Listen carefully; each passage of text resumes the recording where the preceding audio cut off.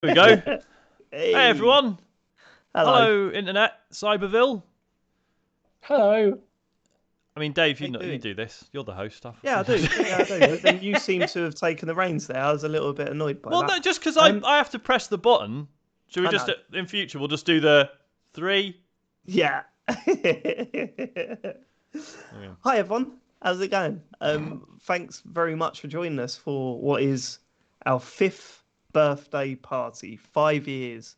Unbelievable. I only had one child when we started this podcast, and Sean, I didn't have any. he wasn't a dad. No. How Now do you look at feel, me. Sean?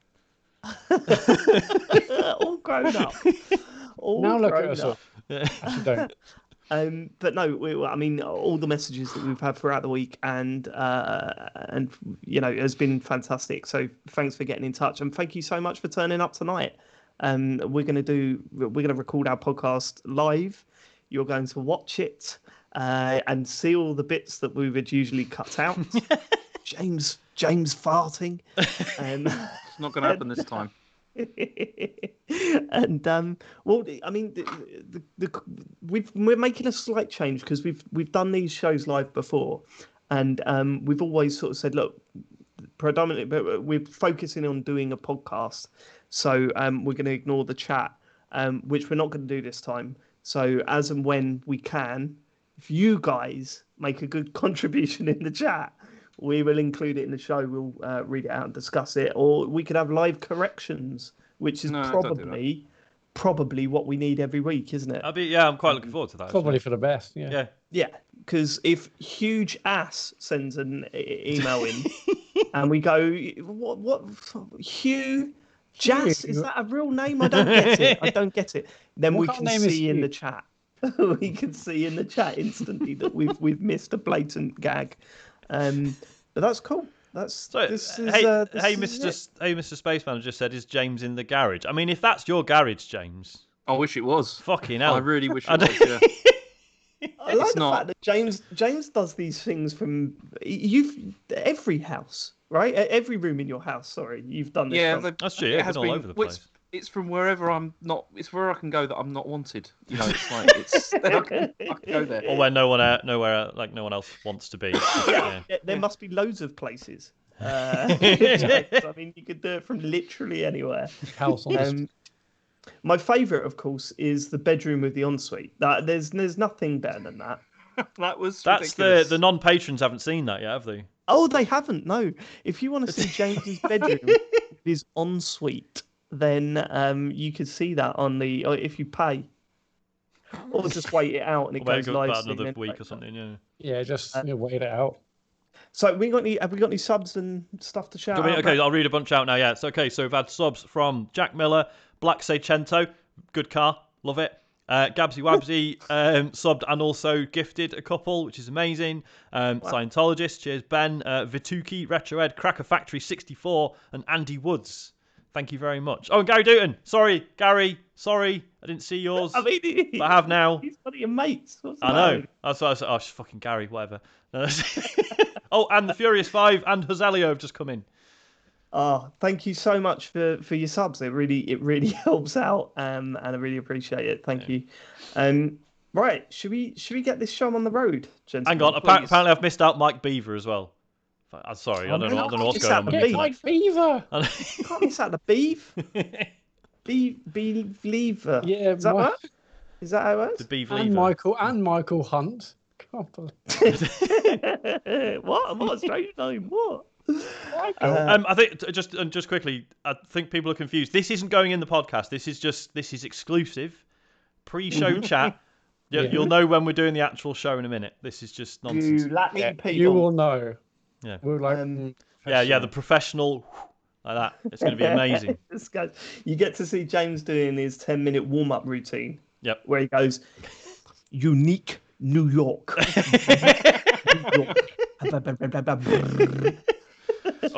So Jack Miller has just gifted a sub, and then Deadbeat Punk has completely upstaged him by gifting another 5, which is amazing. Thank you so much. Thank you so much. Unfortunate timing for Jack. I'm sorry, but that's just how thank you, it's. Jack. Thank you. Oh, and Trapdoor 232 has subscribed as well. Charles. Thank you so much. Right, okay. So just to give you a little preview of the show, we have got a lot of news to talk about this week, and a fair amount of games as well. Right, games have been coming out. Well, yeah, So, but have they? what they are, it's We have. What? No, go on. What? Well, no, we'll talk about it on the show, won't we? It's... Okay, save it. Look, he's a professional now. It's taken him 5 years to get there, ladies and gentlemen, but he is now a professional. Yeah. Okay, right. Are we all ready to roll? Yes. Yeah. Oh, and just quickly, we'll do another bit where I read more subs out and stuff later. If we keep reading them out now, we'll never start the show. So we will. Still got to record, right? Yes. Right. Yes, That's why we're here. Yeah. That's I'm why... all ready. I'm all ready. Oh, we've still got to do a podcast, have we? Fucking hell. Yeah. Right, okay.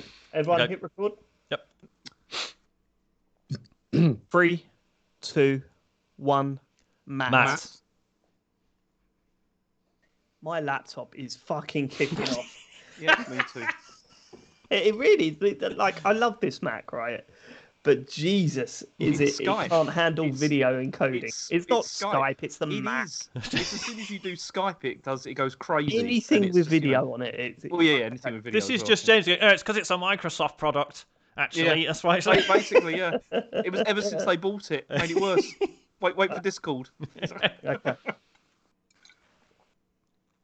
Hello and welcome to the Computer Game Show. My name's David Turner and I'm here with Sean Bell, Hello. James Farley, Hello. and Matt Murray. Hello. Happy birthday to who? Us. That's Happy who. birthday Yes. to us. 5 years, 5 long years. James has got a felt little like longer. birthday thing on. Oh, yeah. Oh my God, he has. See, for those listening on the podcast, we are streaming this live on Twitch. So if we talk about each other's appearances, which we will, we apologise for that. But you know, you can watch the video version of this on YouTube. When this is live. What was that? What happened there? I've got some of these. Like, look, hang on, let's try another one. Oh my God, he's got more. Oh, it won't work. It's not working. But Yeah, that right. before. Oh, no. Hey, there we go. Right, okay. Okay, he's got a confetti bomb. Brilliant. Lovely. Why didn't you get one of the party poppers? Surely they're the ones to get. I tried, but they didn't have any. It was rubbish. And I was also I was going to get a hat, but the hat was like it was the only one they had left was pink, and I wasn't want to Wait, rock Oh, that. for no, God's that's sake, too James. much. Oh, didn't want to look The day silly that with my it's my non-essential birthday retail badge on. opens up, Yeah. the day that non-essential retail opens up, you're like, I've got to get some fucking party poppers. Like grabbing the staff, like it's their first day back in months, and grabbing hold of them, going, "Where are the fucking party poppers?" I even remember now that I asked Jill to go to the shop today, and she bought a happy 5th birthday like big badge, something for the wall. Haven't put them up. Forgot about Amazing. Well, I mean, about that. I mean, she's better. I mean, she's definitely beat Nu because I was talking to Nu about that. So I mentioned the other week, oh, it's our 5th birthday coming up and stuff. And then the other night we're having dinner, and I said, oh yeah, you know, we're going to be doing the podcast live because it's our birthday and stuff. And she's like, yeah. And then she just goes, God, 100 episodes. That's amazing, isn't it? Fuck's sake! Joe just looked at me with such anger and said, "There's a double bill of EastEnders on tonight." Because it's supposed to be on Friday. I was going to say, it's just clearing the backlog from. Yeah. Yes. We'd like to start the show by announcing our Patreon producers this month. They are the Full Nels crew, and they are Aaron Patrick, Simon Nelson, Thomas, Jack Oven, Moomin Biscuit, Richard Sawyer, Dave Ernsberger, Colin Brown, Gazman, Gabby Pereira, and Graham McKay. They are the crew to be. Yeah? You want to go Full Nels? Go Full Nels. Go to patreon.com/TCGS. Various different tiers if you want to see a bonus podcast. If you want to hear a bonus podcast is what I should say. If you want to see a live talks over, then please head over to patreon.com/TCGS. Your money is appreciated. Is that how you're supposed to? I don't know how I'm supposed to do it anymore. I said it so many times. But There's only so many ways really to does say it. help out. I've officially opened up my business bank account this week. Oh, really? That's that's the thing now. Oh, it's Don't just tell him that. tell them that. Mate, it doesn't I had cost to anything, close but mine you down get because a. I didn't have enough money to put in there. Please sign up to patreon.com. That's what you're supposed to do. It's literally just to make the admin easier, so that if I'm buying anything, Where Go is on. this? Where is this business bank account, Sean? Fucking Switzerland, you fucking tax dodging prick. Moored in Miami. So, James is going to make his admin easier by just doing what he did last year and saying, Matt, how much? Tell me how all the much figures, money Matt. have you given me? Yeah. Oh, that's right. Yeah, we had that whole thing where James Yeah, kept I did miscalculating how much everyone's we'd been paid admin. until Matt just had to put it together for him. That was it. Yeah, didn't we call him J Lowballer Farley for a long time? We only earned about 40 quid last year, didn't we? No, James, no. You know we didn't. Should we get to feedback? Yeah, let's. I'm assuming we didn't miss any witty names last week, Matt. I'm sure. No, we wouldn't do that. Well, We're always on the ball with that stuff. So, oh no, wait. We had about 1,000 people message us because we missed an obvious Do you know name. what happened, right? We'll explain what it was in a bit, right? But we got the first message highlighting that one of the names that someone sent in that we didn't get was quite embarrassing not to get. And I just went, oh, great. Someone thinks that this is blatantly the person that emailed in because, we didn't get their joke and they're furious about it. And then it just bombarded it, avalanche from there. It was like a snowball. It's like, okay, yes, we missed the name. Fucking hell. But let's get to it. Come on, let's go. I can't even remember what that person's name was. So, yeah, the initials were P.I. Staker. Yeah, Peter Staker. Ian Staker, right? Was Peter it? Ian Staker, yeah. I mean, Yeah. I hadn't seen Hot Fuzz for a long time. It's probably from before Hot Fuzz, but it's certainly in Hot Fuzz. And yeah, I'd read Peter Ian Staker. And Peter Ian I missed Staker. it. But it doesn't even. So it's going, still- yeah, P.I. hold on. Staker. Yeah, but if you read that aloud, it doesn't sound like. We're still Piss taker. getting messages in the chat saying piss taker, come on. But it's like, Dave, like but you said, look. like if it was like Mr. P. Staker, that sounds like piss taker. That works. But I will say this, right? Okay, the one good thing out of this is that I watched Hot Fuzz this week based on people pointing this out to us, and I've always been. I don't know about you guys, right? But I've always been the type that goes, well, Shaun of the Dead was amazing. Like Hot Fuzz was a bit of a disappointment compared to Shaun of the Dead, but it was okay. And then The World's End, or whatever it was called, was rubbish. Like that was my view. And then I watched Hot Fuzz again and just went, no, this is just as good. Like this is up there with Shaun Yeah, of the I Dead. absolutely So loved it. thank you. It wasn't as good That's as. the one That was positive to come out of that. I absolutely love that film. Now I watched it and just went, why did I ever think that this was, an average film? But actually, it's really good. So thank you. Thanks for the abuse all week because I turned it into a fucking positive. All right. We're going to Any start other with feedback? Corey. No, I don't think Corey. Hannah think Corey. No, I think that's fine. I don't think we missed a gag there. Ori. Right, hey guys. Sorry for not naming myself after a kitchen appliance. Not a piece of feedback for last episode, but I just want to thank you for making my weeks easier. I struggle with a lot of mental health problems, but having you guys talking and arguing about video games always manages to brighten my mood. You guys are always there to crack an amazing joke, and you also have so much experience that your opinions are amazing too. Struggling with a deep depression over the last few years has been difficult, but having you give us an amazing show every week really helps. Thank you, Sean, Matt, James, and David, as you have really helped me through this pandemic a lot. Corey, thanks so much for that, and thanks for sharing. And that means a hell of a lot to us. It blows my mind that us arguing puts you in a brighter mood. Like I need to sometimes I listen back and hear us argue and just think, fucking hell, we were a bit strong there, didn't we? We went a bit strong with that one, but no, I appreciate that, and we appreciate y'all. And as we've said massively. many times before, we always say this when we get feedback like this. I think the show helps us out as well in a very similar regard. Massively so. Even though we're the ones shouting or being shouted at throughout. I can have like a really long, stressful day at work, and I think, podcast tonight. But it always cheers me up. So I always feel better afterwards. So Yeah. And I think Two weeks ago was the big one. 2 weeks ago was the big one because I think we all started recording, or we just before recording we were saying, I've never like we all had bad days. We all had the hump, and you could tell like when we first got on Discord or whatever, none of us were really chatting. And then all of a sudden we come off of it just going, that was great, Yeah. and it completely changed our mood. It was that's what it's all about. Yeah, like I think I've said on the bonus shows a few times this year, like this has felt more worthwhile than my actual job, to be honest. So yeah, it's much appreciated when people send in stuff like that. It's really nice.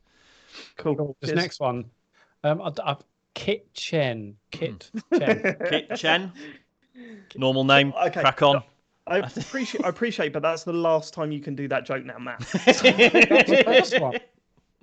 Well, actually, there's more We've names got a lot here. to get through. Anyway, So- dear TTGS, Covariant Matrix. No. Covariance. No, As it a doesn't belated make happy me birthday excited. gift, I present to you a new Patreon subscription. I have a gaming-related Actually, no, go back to that joke. That was brilliant. I just like to say that. I really enjoyed that joke. Well done. I have a gaming-related childhood confession I'd like to get off my chest publicly. I'm afraid it's not crime-related, but it doesn't include fraud, embezzlement, piracy, or even a good old-fashioned scalping.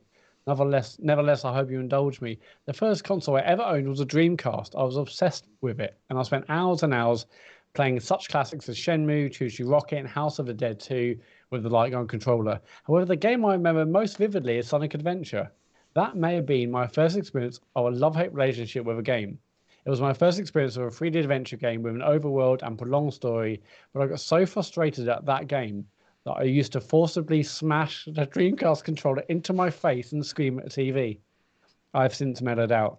And now my confession, I got right to the end of Sonic Adventure, to the final boss, Perfect Chaos. I tried and kept failing. My older brother completed the entire game multiple times and had a lot of fun berating me for my failure, and I never succeeded. I never got past that final boss, and it haunts me to this day. A large, light blue, see-through, horribly animated sea creature who has tormented my negative thoughts has become my inner representation of failure and regret. I'm glad to have shared this with you. Call me a noob, call me a casual, call me what you want. I'm just glad the truth is out there. All right. Kit Chen, get it done. Get it done. I mean, it's only Sonic Adventure. Fuck it. Yeah, Oh, but you'd have to no, play that's the whole just rating game him again, wouldn't you? further. And it's- No, I mean, that's bad. no, I'm not saying it's only. Oh, it's easy. You should have done it. I'm saying it's a shit game. Who cares?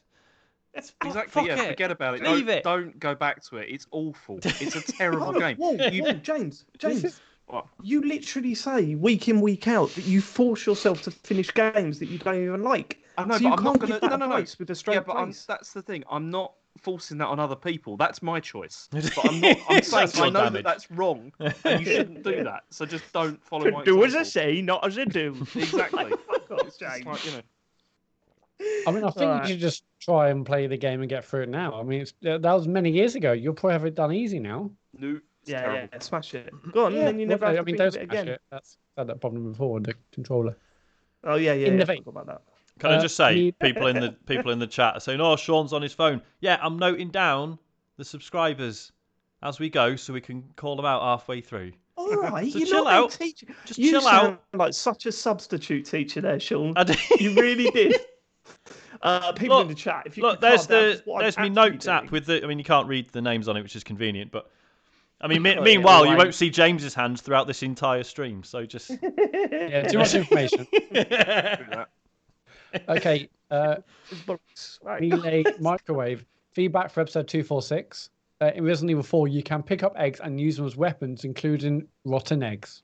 Brilliant. That's Can. the sort of feedback we Forgot like. about More egg stuff. Cheers. That's the sort of feedback we Don't explain that. No, we don't need to go back and explain No, that. done. IP Freely is emailed in. Oh no! It's This classic. is going to go from kitchen appliances to prank names, isn't it? Yeah. You boys, you better be on your toes, Matt, Sean, because this is I'm going to get worse. on every toe. Hi, gents. Just a couple of notes of feedback from the last episode. The first that I have, I actually experienced a restaurant refusing to cook a steak in a certain way because of how it's cut. When my wife and I visited Paris a few years ago, she asked for a steak to be done medium to well done. I know. She also eats steak with ketchup too. Anyway, the waitress flat out refused and just said no to her, and that this steak should only be cooked one way. Being the type of person my wife is, my wife just said she's okay. Nevertheless, it came out very bloody, and in the end, she had to send it back to be cooked like a crisp the way she likes it. The very Wait particular, wasn't a France. TCGS listener, was it? Do you know what I mean? That's what I. Also, a little follow up on that.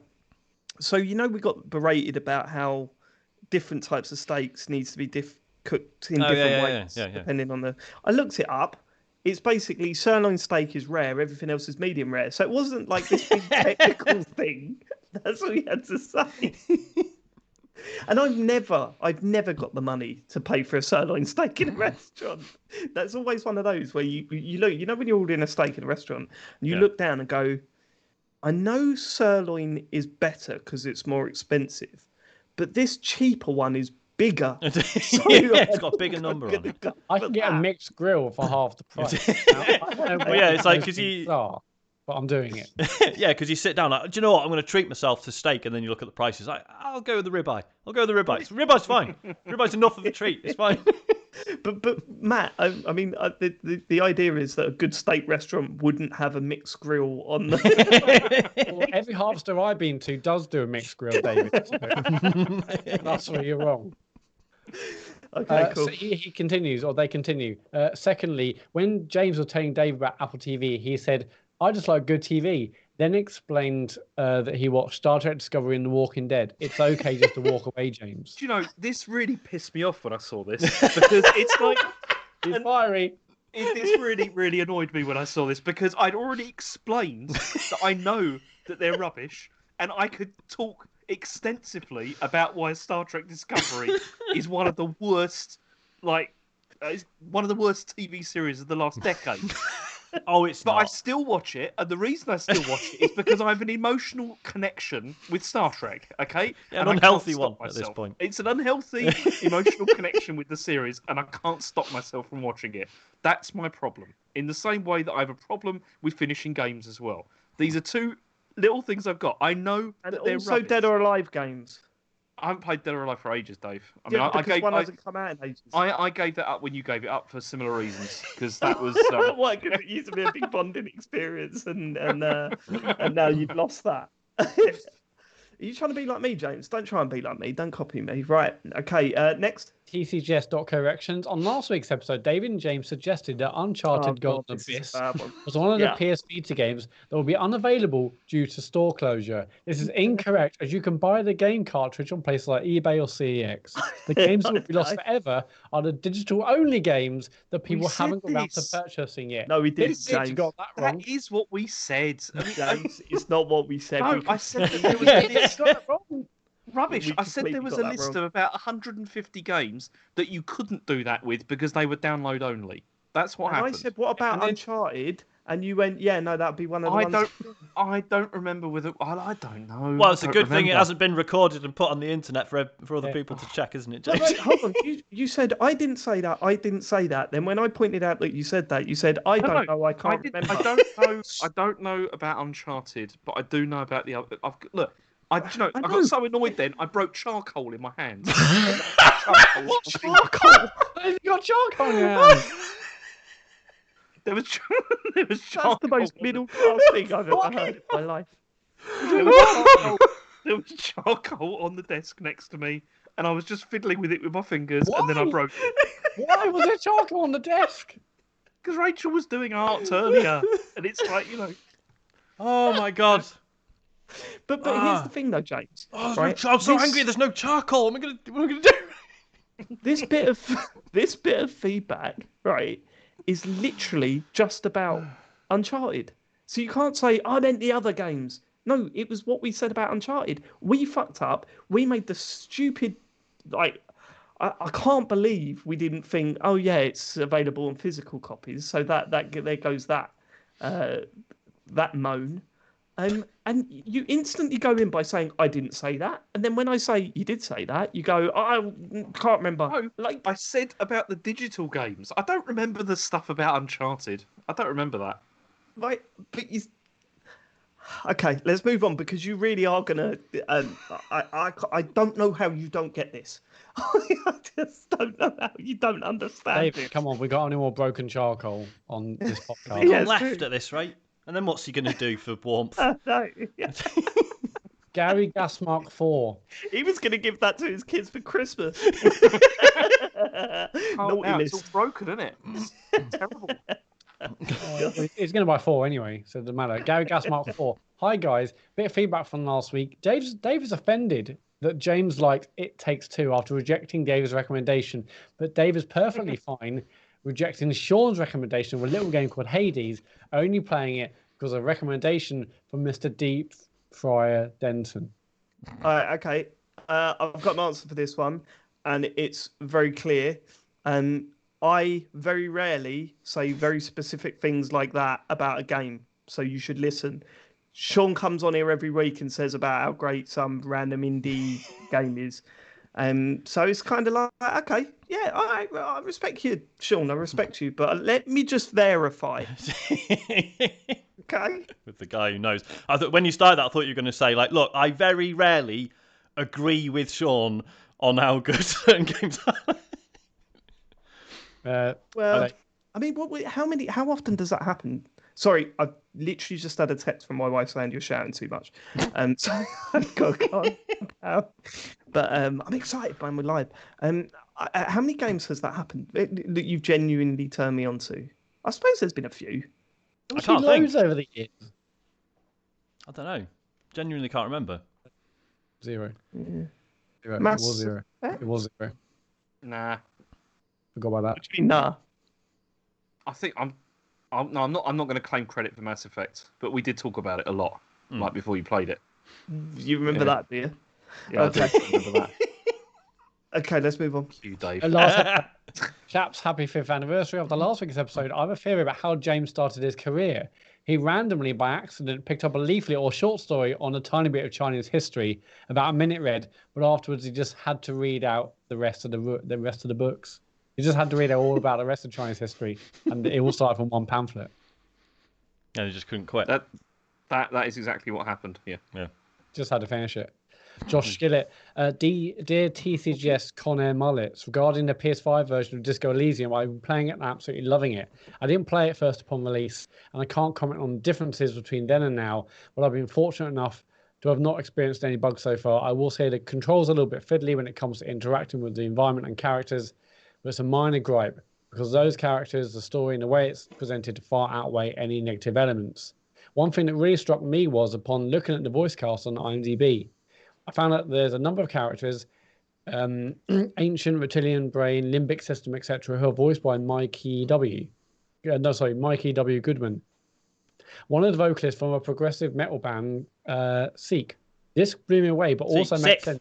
It's 6. What Yeah. Six? There's T in it. 6. Yeah. Oh, okay. This blew me away because it also makes sense because he does a very interesting and versatile voice. I'm always fascinated to see musicians take on projects outside their usual wheelhouse. The last time I remember being floored by such a discovery was when I learned that Mike Patton did the voice of the Darkness. Anyway, I'm having a right blast playing Disco Elysium, and I might not have given it a chance if you boys hadn't championed it as much as you did, so thank you for that. Also, they're a fantastic band. For anyone interested in progressive metal, should give them a listen. Fair enough. Yeah, no, I mean, I've never listened to him, but yeah, I've got a few friends. Chris, if you're listening, he was like, "Oh my God, is this Mikey from fucking Sick? This is ridiculous." Yeah, weird little Easter. I mean, I was one of the people who played through the entire game, and then the credits rolled, and they went, "Fucking hell, was that British Sea Power did the entire soundtrack?" But yeah, and then isn't the guy who does the narration is a jazz musician as well, isn't he? In the final that's cut. right. Yeah, So, yeah. And he's fucking good as well. Are you feeling like slightly not embarrassed, but like I'm really disappointed that the PS4. I know this listener's been enjoying it on PS5, but the amount of people that are saying they're playing it on PS5, PS4, and it's buggy and there's problems with it and the controls aren't that good. I'm so disappointed that's the case, because we were like proper looking forward to this coming to consoles, and now it's come to the PS4, PS5, and it's a mess. It's just stumbled out the gate. So good. Well, this The is other it, wasn't it? thing Like that's worrying me is that if it's a mess on those, what's it going to be like on Switch when it comes out? Well, it's not going to be a power issue, is it? It's just just a buggy port, I guess. It's just a shame because as Dave says, the Final Cut stuff is very good, but we were really excited about it coming to consoles and loads of people checking it out. So the fact that it's just sort of stumbled out onto one platform with quite a few bugs is a shame. So now it's like, it's out on PlayStation, but I'll see how the Switch version comes out, I guess. I don't Does the Switch one come out at the same time as the Xbox version later this year? I don't know. They haven't by said the sounds of it. Yeah, they've just said Xbox and Switch that's what later. it sounds like it's happening. Yeah, because I do want I'm to wondering like the voices and stuff, but I'll wait. I'll probably wait for Xbox, and maybe a few other patches on PlayStation 5 might make it all better overall. Mm-hmm. The other versions. Wilma Fingerdo has messaged us. I've been listening to TCGS ever since Sean's baby killed off Midnight Resistance. For all the shit that James has taken for God knows how many episodes, I never thought that not being able to do a live podcast would tip James over the edge. His rant in the last pod felt like it was boiling inside of him for several years, a deluge of pent-up rage. It was amazing to hear. Yeah. That's why there's definitely an ulterior motive there. There's definitely something else going on in James's brain. Yep. Yeah, something doesn't happen. I've never seen him fight for something so much, and then. Are you willing to tell the truth now, James? There's nothing to tell the truth about. I was genuinely disappointed that we couldn't do it we'll find for out, the we'll listeners find out another week, on the right day. It's. You've never ever given a fuck about the listeners. What are you talking about? I party cannons like for this. There's only one party cannon in James's house. Is it for feedback? If you want to leave us feedback, go to tcgs.co/deartcgs. Right, James, it's time for the news. Let's go. It's there's quite a lot of news this week. The first bit is there's E3 2000. Sighing. No. E3 20. So we talked about this a bit earlier.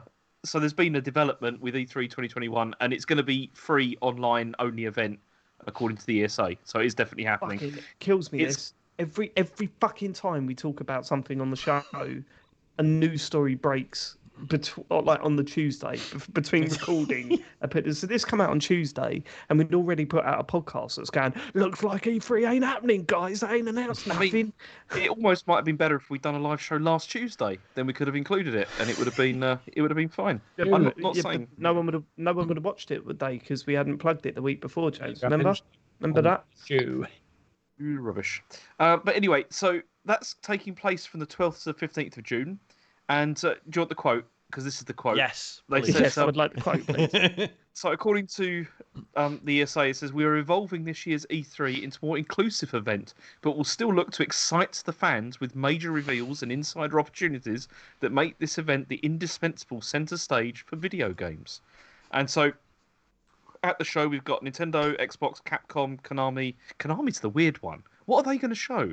Just what do they make now? Yeah. A Metal Gear Solid remake? Haven't they announced that they're going to be looking into some other stuff? I'm pretty sure they mentioned that they're going to be working on some other stuff. I can't remember what it was. They had an announcement about 2 months ago. Someone in the chat will remember. Let me know. Yeah, but machine. Silent Hill, Mocktail Soup says maybe. Yeah, maybe something like that. I don't know. Possibly.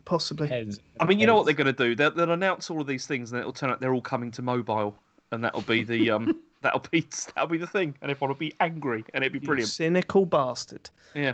I've never seen this side of you before, James, and Really? I don't like it. Yeah, you're usually so upbeat and positive. Yeah. It's weird.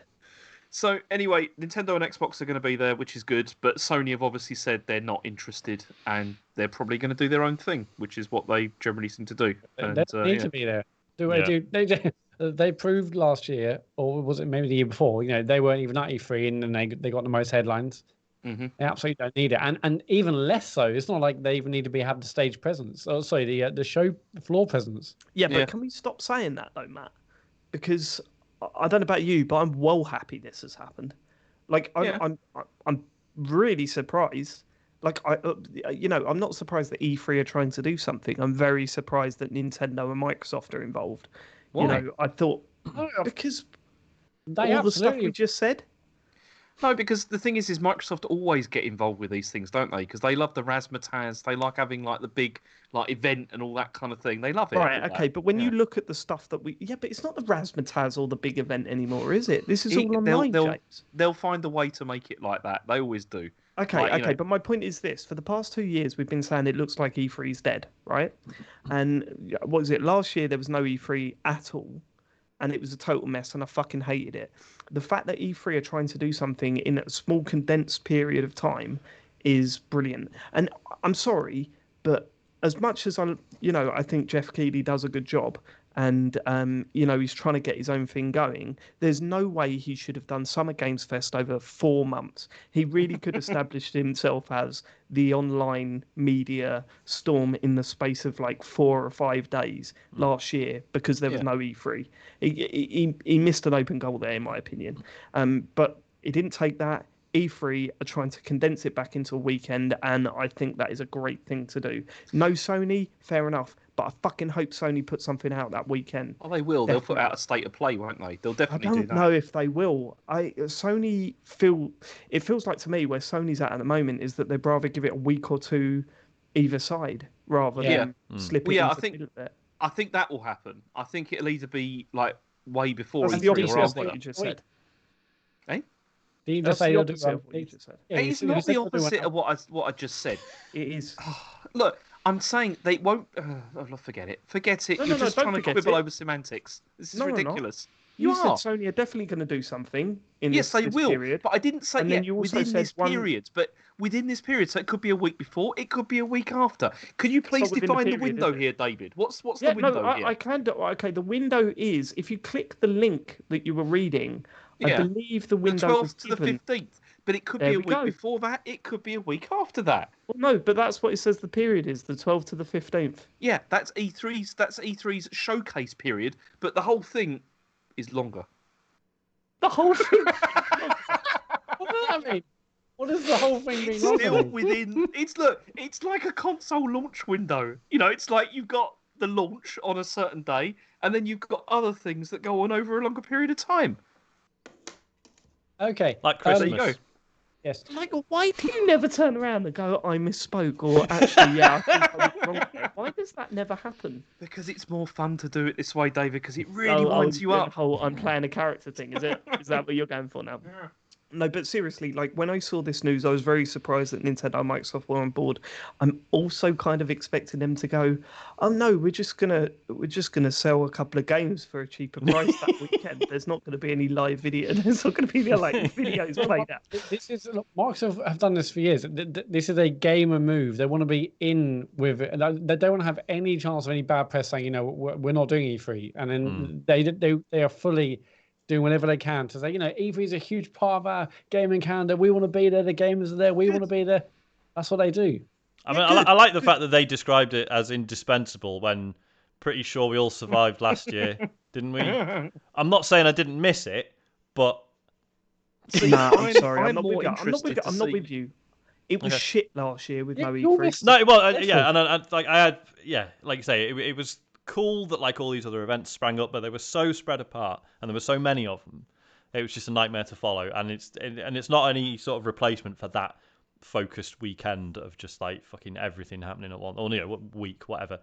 But- Scientologist says in the chat it wasn't good for the pod, and you're absolutely bang on. Absolutely that's bang on. fair. And this I'm year, still living with everyone, the ESA, for fucking up our podcast. I'll tell you what this though, year- I really want to see what Jeff Keighley does like with this, because how does this impact like whatever he's got planned? well, no, because he had stuff planned when E3 was on before anyway, didn't he? So there's no difference. No, Is because he did things with E3. Like that was the thing originally, wasn't it? He was. Oh, Like, that's one of right. the- Yeah, and he broke partner. up, didn't he? Did his own Oh, thing. that's right, and he did that cryptic see in my tweet opinion. about due to reasons he can't go into, he's not comfortable doing anything with E3 anymore or something. Probably, maybe he knew what was coming with the massive data leak or something. Who knows? Yeah, probably. Wasn't happy about how it's being handled, but no, I mean, it's summer. So I think they have confirmed when Summer Game Fest is happening, but I don't really see that being like a concern. He'll still do his thing. Mm-hmm. Well, we'll see. We'll see. I mean, in terms of the show, we're going to do an E3 show this year, and it is my turn to miss out, even though technically last year was my turn to miss out, and I did miss out last year. I think we came to the decision. Well, it doesn't matter how many people miss out. It was my turn to miss out, and I missed out last year. So How? but I'm taking one for the team, and I'm going to miss out on E3 this year, and we will do a regular E3 show. So they're back, and it's not that far away. I'm so happy. I miss that E3, week of announcements and press conferences, and it won't be the same that there won't be a stage. It won't be like stage presence or stage key conferences, but we'll watch. Sony haven't had one for about 5 years. If you remember their last few that they did at E3, they just press play. It was like a substitute teacher on last day of school. No, come on. They had that brilliant thing where they went around all those different tents, and then people played music. Oh God, that was weird. Yeah. It's basically them going, look, we've only got 4 games, so let's really rinse each one of them. Yeah. There was the guy with the banjo. Sean Layden, didn't they? Behind a desk, going. So, what have you got coming up? Plenty more of these. And then they did the one in front of the curtains. Do you remember that one? Yeah. Where he just come out in front of a curtain and said, "Oh, the games are great," and then walked off. We were like, "What's behind the curtain?" Where he was saying, we've got some incredible partnerships with our exciting IP license holding partners. Yeah. Actually, fuck Sony. We don't want them there.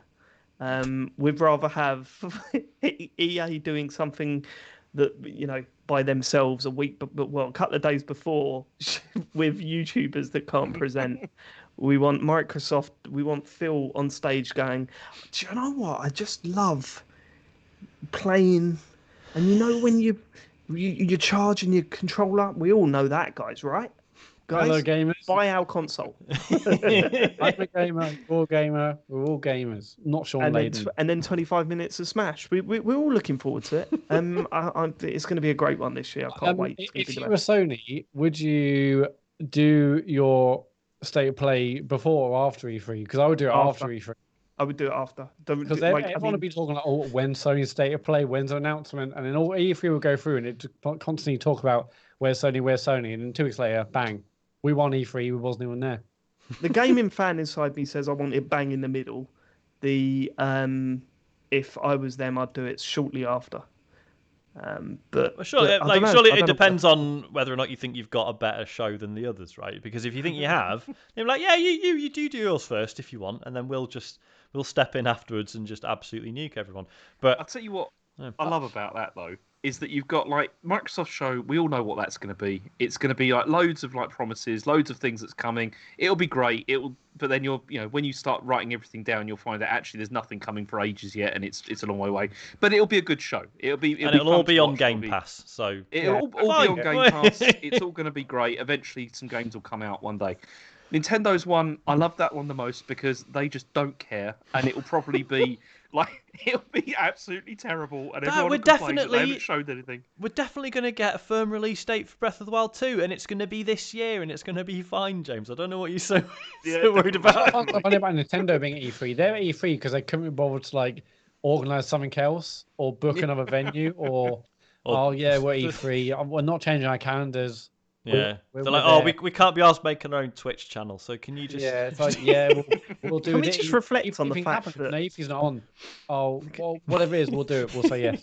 Can we all reflect for a moment on the fact that they got the guy that's in charge of Zelda to go on camera and say, I know what you're thinking, but it's not that. No. Unbelievable.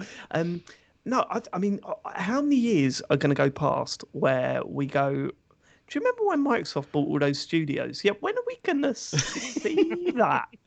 It feels like we've been saying that for about 4 years now. Yeah. There will be more stuff. We've seen a few, right? I'm certain that this year... Sorry. I was just going to say, so there's the new Perfect Dark, there's the new one that Obsidian are working on, which looked a bit sort of Elder Scrolls-y. No, but I mean, we know these things are happening. But I know, but we're talking like... Talking gameplay. Is that what we're talking just we're working on this. All right. But games take a long time. I still reckon by the end of this year, know, Microsoft Matt. will have more stuff out than any of the other than the other two. Like there will be stuff by the end of this year, I'm sure. Yeah. Especially because of getting Bethesda, I'm sure that they've got some stuff that's coming. You know, Cool. good. All right. Okay. Okay, All right. so Jason Schreier has done a thing for Bloomberg because he works for. Listen to that. The venom in his Done a voice. thing. Yeah, Oh, there's no venom in his Jason voice. Schreier. No, He's written not written another one of his little articles. Well, no, he's done an article which I mean, I looked at this article and I just thought this is. I didn't think it was much of a story, honestly. I didn't think it was terribly interesting. If you were his editor, I have nothing out there. Yeah. Nothing out at all. I don't think it's much of a Mate, story, when and yet I am Schreier hears reading it that, out. He's going to be fucking gutted, you know, heartbroken. Yeah. His hero has absolutely dissed his work there. That's So either absolutely way, shocking. he's done an expose on what's going on inside Sony at the moment. And so basically, it turns out that Naughty Dog are working on a remake of The Last of Us. Why? Whoa, I know. shit, no way. It's one of those things which it doesn't. I mean, if you think about it, they already did this for PS4. Why are they doing this now? Well, they the only did. It was a Free remaster money? for PS4, wasn't it? It is a that's remaster, yeah. Well, it was a remaster. Now it's a Oh, remake. Whatever, you know. But it's, either way, it still works and it's still fine and it still looked all right. But I mean, this is probably. I mean, the main speculation has been that they're doing this because they've got a TV show coming out as well. So maybe it's to tie in with that somehow. 100%. I've That's got thoughts about that as well. Just like you know, when they changed Spider-Man's face, where Oh, he yeah. looked kind of Tom Holland like, right? Mhm. Are Yes. they going to change Joel and Ellie's face? It No. kind of looks like Pedro Pascal and No, they will not do that. Ramsey. No, they will not do that. Even there will slightly. be too much of a backlash. Too much of a backlash. You're I mean, changing. from what I Like, know when of the. when Spider-Man come out, people were saying, "Why does Spider-Man look like this?" Right, and then they changed it, and now it looks more like the known Spider-Man. They're not going to change. Before it's like nondescript white guy. Now it looks like Tom Holland a bit more. Yeah, so but that Tom way- Holland was Spider-Man before Spider-Man came out, right? Yes. Yes, yeah. well, he was in the Marvel, the Marvel, cinematic Right. universe and all that So stuff, yeah. they're adapting it back to a known face that's linked with Spider-Man. If they change Joel's face, people will go crazy. Yeah, they're not going to do that. There's no way they're going to do that. You loved actor Pedro Pascal. No, they're not going to do that. I mean, Anyway. from what I know of the Okay. games, they don't seem afraid of pissing people It sounds off. like a bet, Matt. Do you want to bet? Oh, it would do, but you guys fucked bets on this show. No, No, we didn't. you fucked the bet. You lost the bet, and now you're still upset about it How that you did won't do any I more bet. chose the cheapest next-gen console. No, you did. Yeah, but when we discussed the variations, it was rejected when we made the bet. We've been through this, Yeah. Matt. Why are we going through it again? Anyway, I think they might do that anyway. We'll... Sorry, Sean, to cut in, but I had to put Matt straight there. I hope you Oh, understand. shut up. It's weird because I could see Sean lose his shit now when I cut him off. I never knew that happened, but now it happens. No, I Go on. was finished. I was just saying that, yeah, as far as I'm aware, Last of Us is like, I mean, without spoiling anything, there are plot points that definitely upset a shitload of people. Yeah. So, to me, it doesn't seem a series that's afraid of pissing off its fans. No, but there's Um, one thing doing it for artistic merit, which I think they achieved with The Last of Yeah. Us 2. There's another to make it look like the TV Yeah, show. just tying It's, in with the it's- No, but that. So anyway, this game was originally pitched by the San Diego-based visual arts studio, which does work for Naughty Dog, but then that was shot down and it was shifted entirely to Naughty Dog, and they're working on it. Also, Sorry, what game was pitched? The Last of Us remaster. But they, What a it was, pitch! What a pitch! Could you imagine going in there and going, "I've got an idea for a game"? yeah. Go on, sit down. Yeah. You know The Last of Us? Yeah. Well, it's great. Yeah. What? I mean, what idea have you got? Remake it. Oh, shit. I'll sign the check now. Who's it to? If you'd did just a like to look at the next slide, remaster. please. It's like graphics are slightly better now than they were back then. So if we made it now with the Pedro Pascal. yeah, And we'll the change the guy's TV face. show. We've got bigger computers now which do more stuff, and they'll do more stuff with The Last of Us, and it'll be better. Oh wait, That's how it works. sorry. What company pitched this idea? It wasn't Matt's. The one Matt works for. Yeah, I thought, how about Last of Us in VR? Yeah, that With works. Pedro Pascal's face. Go on, let's go. So also Sony Bend also pitched Days Gone 2, but that was shot down as well. And there was a team that was within Sony Bend that were helping Naughty Dog with a multiplayer game, and another team was within Bend was supposed to be working on an Uncharted game, but now they're not doing that, and because they're worried that they were going to get absorbed into Naughty Dog and they were going to become like part of that, and so now they're doing their own thing. So according to Jason Schreier, he says Bend's developers feared they might be absorbed into Naughty Dog, and the studio's leadership asked to be taken off the Uncharted project. And he's arguing that Sony's focus on blockbusters is causing unrest with all of these studios, and that this is the evidence of that they're not very happy. And yeah, Bit of drama. yeah, Yeah. Hey? Bit of conflict. exciting. Yeah. All right. Anyway, Sony I'm also. really shocked that the whole Days Gone 2 thing wasn't like. Obviously, it was teased, at the end of the first one, and it did everyone well. sees it. It Didn't did they, well. when it Like, first- obviously, it's going to happen, and it was one of the best-selling games, wasn't it? Like, it No, sold they- massively. Apparently it didn't do as well as they were hoping it was going to, and also critically it didn't do that well because lots of people reviewed it but hadn't played it, and they sort of got. Whatever. Dave Fucking says hell. this whenever reviewers disagree with him slightly. Do you remember it was the same with Colour Splash? Like people slated the Colour Splash, and James come on the show Clearly hadn't repeatedly and finished it. said reviewers didn't play it and they didn't get it. Yeah, It's like clearly hadn't finished it. Same with Days Gone. I mean, Days narcissism. Gone takes like 20 hours to get into. There's no way that they sat there and Yeah, did maybe the that's thing. why they knocked it down. I'm going to say, yeah, maybe that's enough to slag it off, James. That's Yeah, but then it becomes very good after that. That's the thing. It's like sometimes you have to give things time to find out if it's going to become good. No, Sometimes you don't. a game that takes 20 hours to get good. I don't care how good it gets after 20 hours. I'm never going to... That's not fair. You can't ask a player to do that. I don't agree. James? Okay. Okay, that's it. I don't agree. That's- Because sometimes you get that with books as well. You're reading something and it takes a while, for it to. James, for it to you know I barely don't read a read book for books. 20 Yeah. minutes. Oh, Yeah. someone 20 reads fucking books, hours. do they? Hello there. Oh, I read a... Anyway, No, So- James, you would read a book for 20 hours. And I'm still like, that's not great. But yeah, I'll because sometimes it flowers into something else. You're never gonna, oh, forget it. It doesn't. You don't. Anyway. Flowers into something else. What sort of podcast do you think this is, you bellend? Anyway, Sony are also plotting a big push into mobile gaming. Apparently, so What there's is it? 2004. I know this also doesn't make sense, but they put out an advert for a head of mobile, and the role will. This is the quote. It says, "Focus on successfully adapting PlayStation's most popular franchises for mobile." So basically, like Uncharted, but with like free-to-play mechanics and that kind Should of we, thing. should we all apply? I think we should all apply for that. James. That's not what a P says. No. Well, then it says you will be responsible for building and scaling a team of mobile leaders, and will serve as the head of this new business unit within PlayStation Studios. And the advert also says that the roadmap will need to be developed for 3 to 5 year time frame. So that's what they're expecting.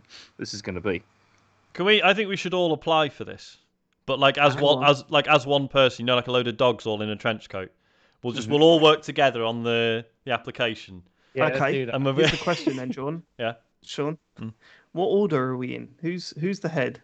Who's the legs? Oh, that's a good And point. who's in the middle? That's a good question.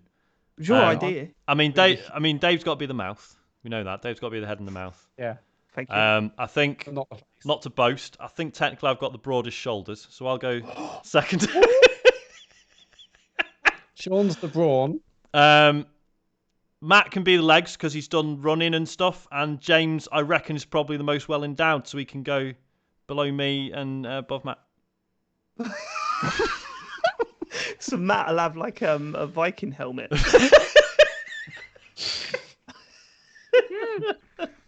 Can we move on? Anyway, Bethesda have delayed Deathloop again. So this time it's been delayed until the 14th of September.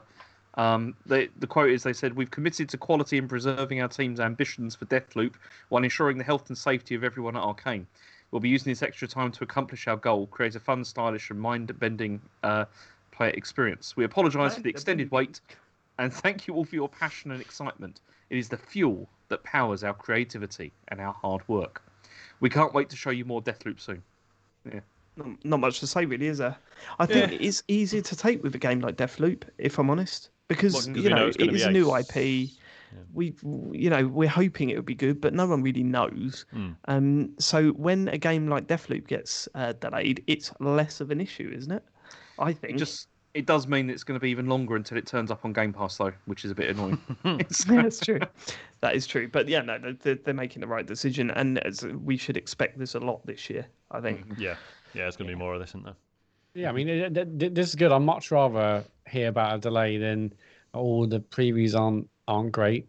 So yeah, delay it however long you need. I'm really excited for this game. So absolutely, it's annoying I have to wait, but I'd rather wait for a good one than. I also think there's a lot of studios looking at Cyberpunk going.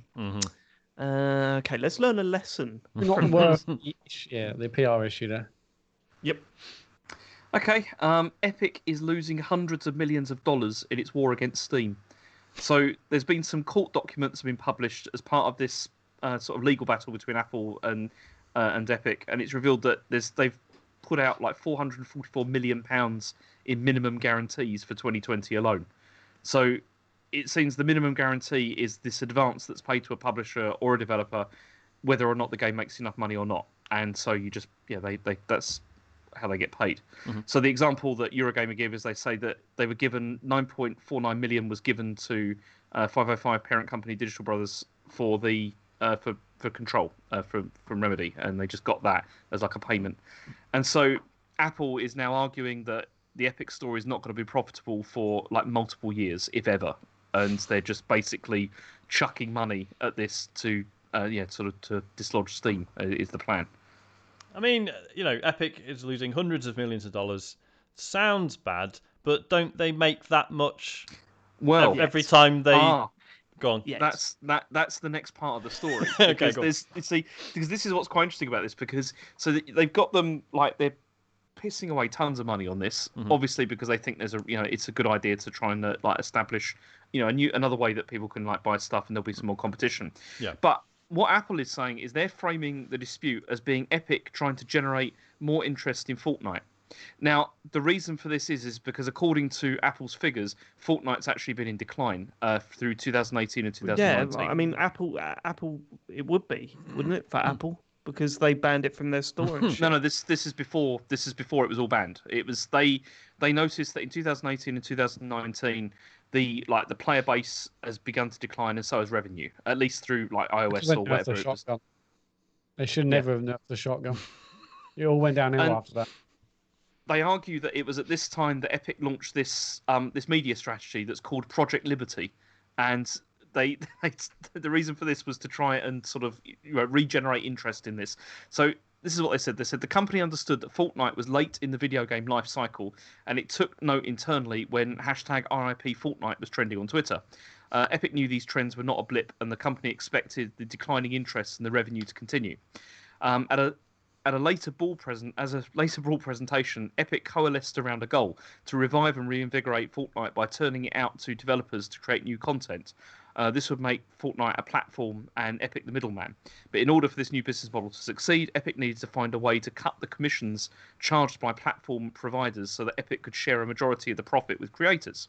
So according to Epic, platform fees posed this sort of existential sort of issue to the company's plans for Fortnite and what they were planning to do with it. I'm confused. What's the story? I mean, surely that's what they should be doing, isn't it? How do you mean? Well, if you're noticing a dip in your fan base, and let's not kid ourselves, and if there's a dip in your player base and a dip of interest, and yeah, as I say, let's not kid ourselves. They started at a very high mark, so a dip in that is not necessarily business breaking. But surely that they should be generating interest by trying new things and shipping new content out to other studios and so on. Yeah, but that's exactly what they should be doing. It is, yeah, but the argument is that the lawsuits and all of that are there purely to fund, to fuel this. This is the idea that Apple would definitely say that. Well, yeah, of course they're going to say that because they're going to say that so they can get the lawsuit thrown out of court because they can say, look, this is all part of a marketing scheme that Epic have come up with, and that's why it has no merit. Actually, it's all just so nonsense. They would be saying that. So you can't really read out their quotes as any sort of. I'm not blaming you, but their quotes can't be taken with any sort of credibility because they've got their own. Oh, absolutely. Their own. Yeah. So what's the story? well, the story is that Epic are spending lots of money on trying to establish the Epic Game Store, and Okay. in But order then, like, to look prop at up Fortnite. look at Netflix. It's like made profit in like 1 or 2 quarters ever, hasn't it? Yeah. You know, look at, like, I mean, Twitter rarely, if ever, makes profit. You know, I mean, Apple themselves throw millions and millions into R&D or new services. You know, this is loss leader, whatever it is, to get people through a door to be part of the ecosystem. That's exactly what all these tech companies do.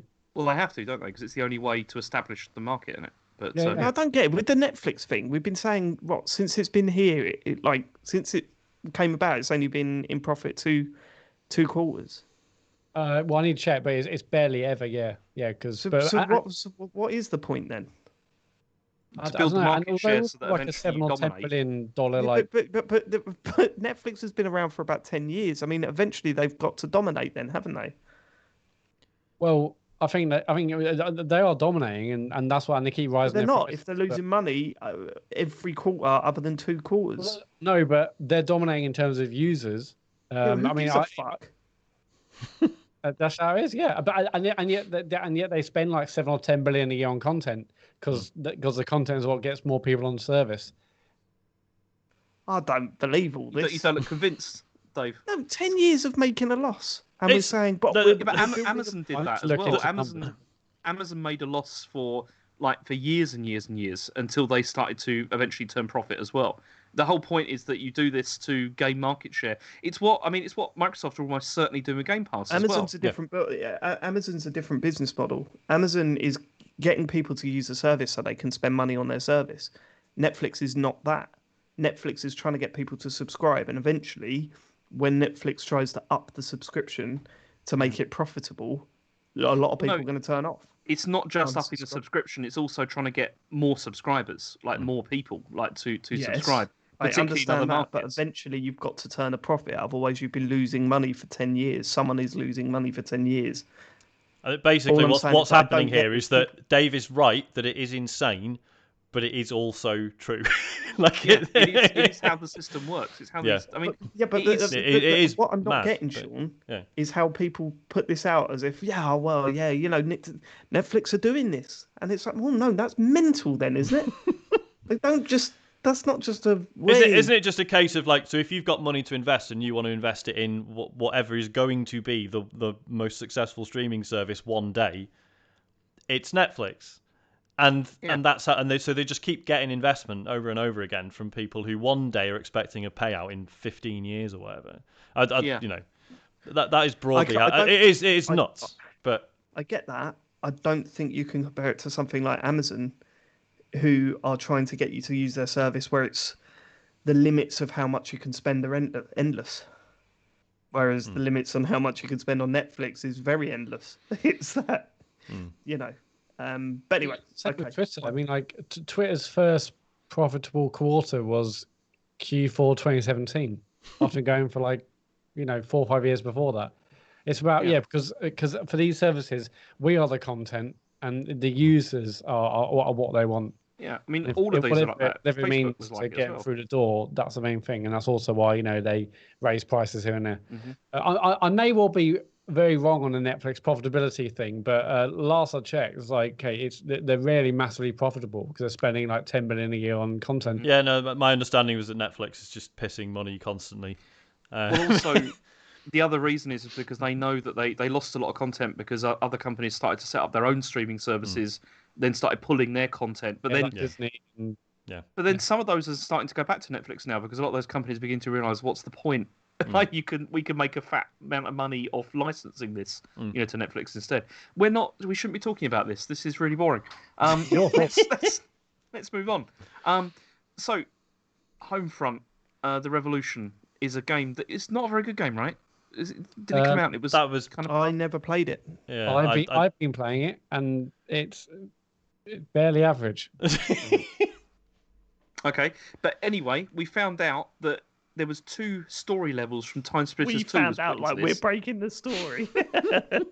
Yeah, there was an arcade cabinet in the game that allowed 2 people to play 2 story levels from Time Splitters 2, and then apparently there was a code that allowed the whole game to be unlocked, and it's 4K, like Time Splitters 2. You could play it, from within the game.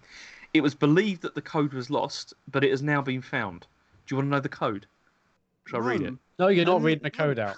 I was going to do a Games Master thing. You know, it's like... Don't do that.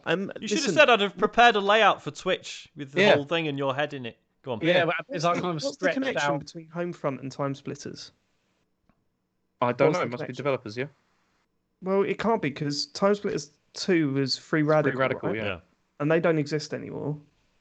So it must be whoever owns the... I was going to say, was it whoever does THQ whoever own it or bought? something? Yeah, I was going to say whoever bought them. Right, so they can legally put that in that game. Yeah. And we know that from the stuff that I've seen from game footage of this, the controls have been adapted to modern day controls, right? No one did any research. James? What? Sorry. James, they've adapted the Pretends controls not to modern hear. controls, It's amazing. right? Yeah. Presumably, yeah. I don't know. I've not played it. Have I? I don't know. Yeah. I want to just be in one of your lectures. To the No, point it's where I it's just because go, okay, I'd explain why. I was interacting with the chat because they requested the code, so I put the code in the chat. That's why. stop going in the chat, James. Right. So what I'm saying is just fucking release that because I bet people will buy it. I mean, people are buying Homefront to play this game. It's currently, like currently on five- sale on Xbox for like $5 or whatever with all the Yeah, deals. like a fiver. If you put Time Splitters up for double that, people would buy that. Mhm. What are you doing? There must be a right. There must be some sort of issue here that they can't Yeah. do that. Like it's crazy. But yeah, I might play that. I love Time Splitters. Yeah, I wanted to play that, and I bought the game, bought the the £5 or so on Xbox or DLC. I was like, here we go, here's the code, let's go, and Arcade in the last level. yeah, it's Is near the the end of the arcade game. Yeah, Oh fuck! I've got to play like 5 hours of a Hang on. the average game. I thought you just had to type in a code and it worked. And you have to type in the code on the arcade machine, which Arcade is near the end of machine, the- James. Oh, who cares? Did you All right. read past the headline? No, No, I we don't didn't. care about this story. It's crap. I couldn't care less about it. But Well, I then knew I had don't to read include it out. No, I knew I had to include now? it because I knew I had to include it because if I didn't, Matt would be all like, "Oh, why didn't you include the Homefront thing? Because I bought it." You know, it's like Just it's say, well, I thought you'd Up. cover it in what you've been playing, which he has put Okay. on his list. So So James, when Yeah. you had that thought process of I have to include it because Yeah. Matt will kick off, so I'll I'm going to include do it. the minimum amount of effort after I've done that. Read the fucking article, James. I read some of it. I've got some notes on it, but I didn't. I Go don't. on, what are your notes? What does your notes say? Yeah, please read out. Shall I read to you the whole notes? Okay, so It's your notes. okay, Homefront: The Revolution had an arcade cabinet in it that allowed people to play 2 levels from Time Splitters 2. There was also apparently a code that allowed the whole game to be unlocked. This was believed to be ROS, but has now been found. This is the code, and then I wrote the code down because I thought that would be Brilliant. necessary. And then I Okay. just wrote, and then I wrote underneath that, great. So there you go. Excellent. Great.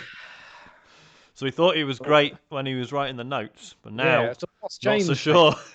Yeah, What's changed? it was a sarcastic Right. great, but you know. We're going to take a break there. We're going to take a got break my there story. because the story leads on to Yeah. what you've been playing. So let's Smart. make sure we get that smooth transition in. Let's have our break. Let's talk to the chat for a little bit. Thank our subs. Hello, And, chat. Shall I do the subs? Yes, please.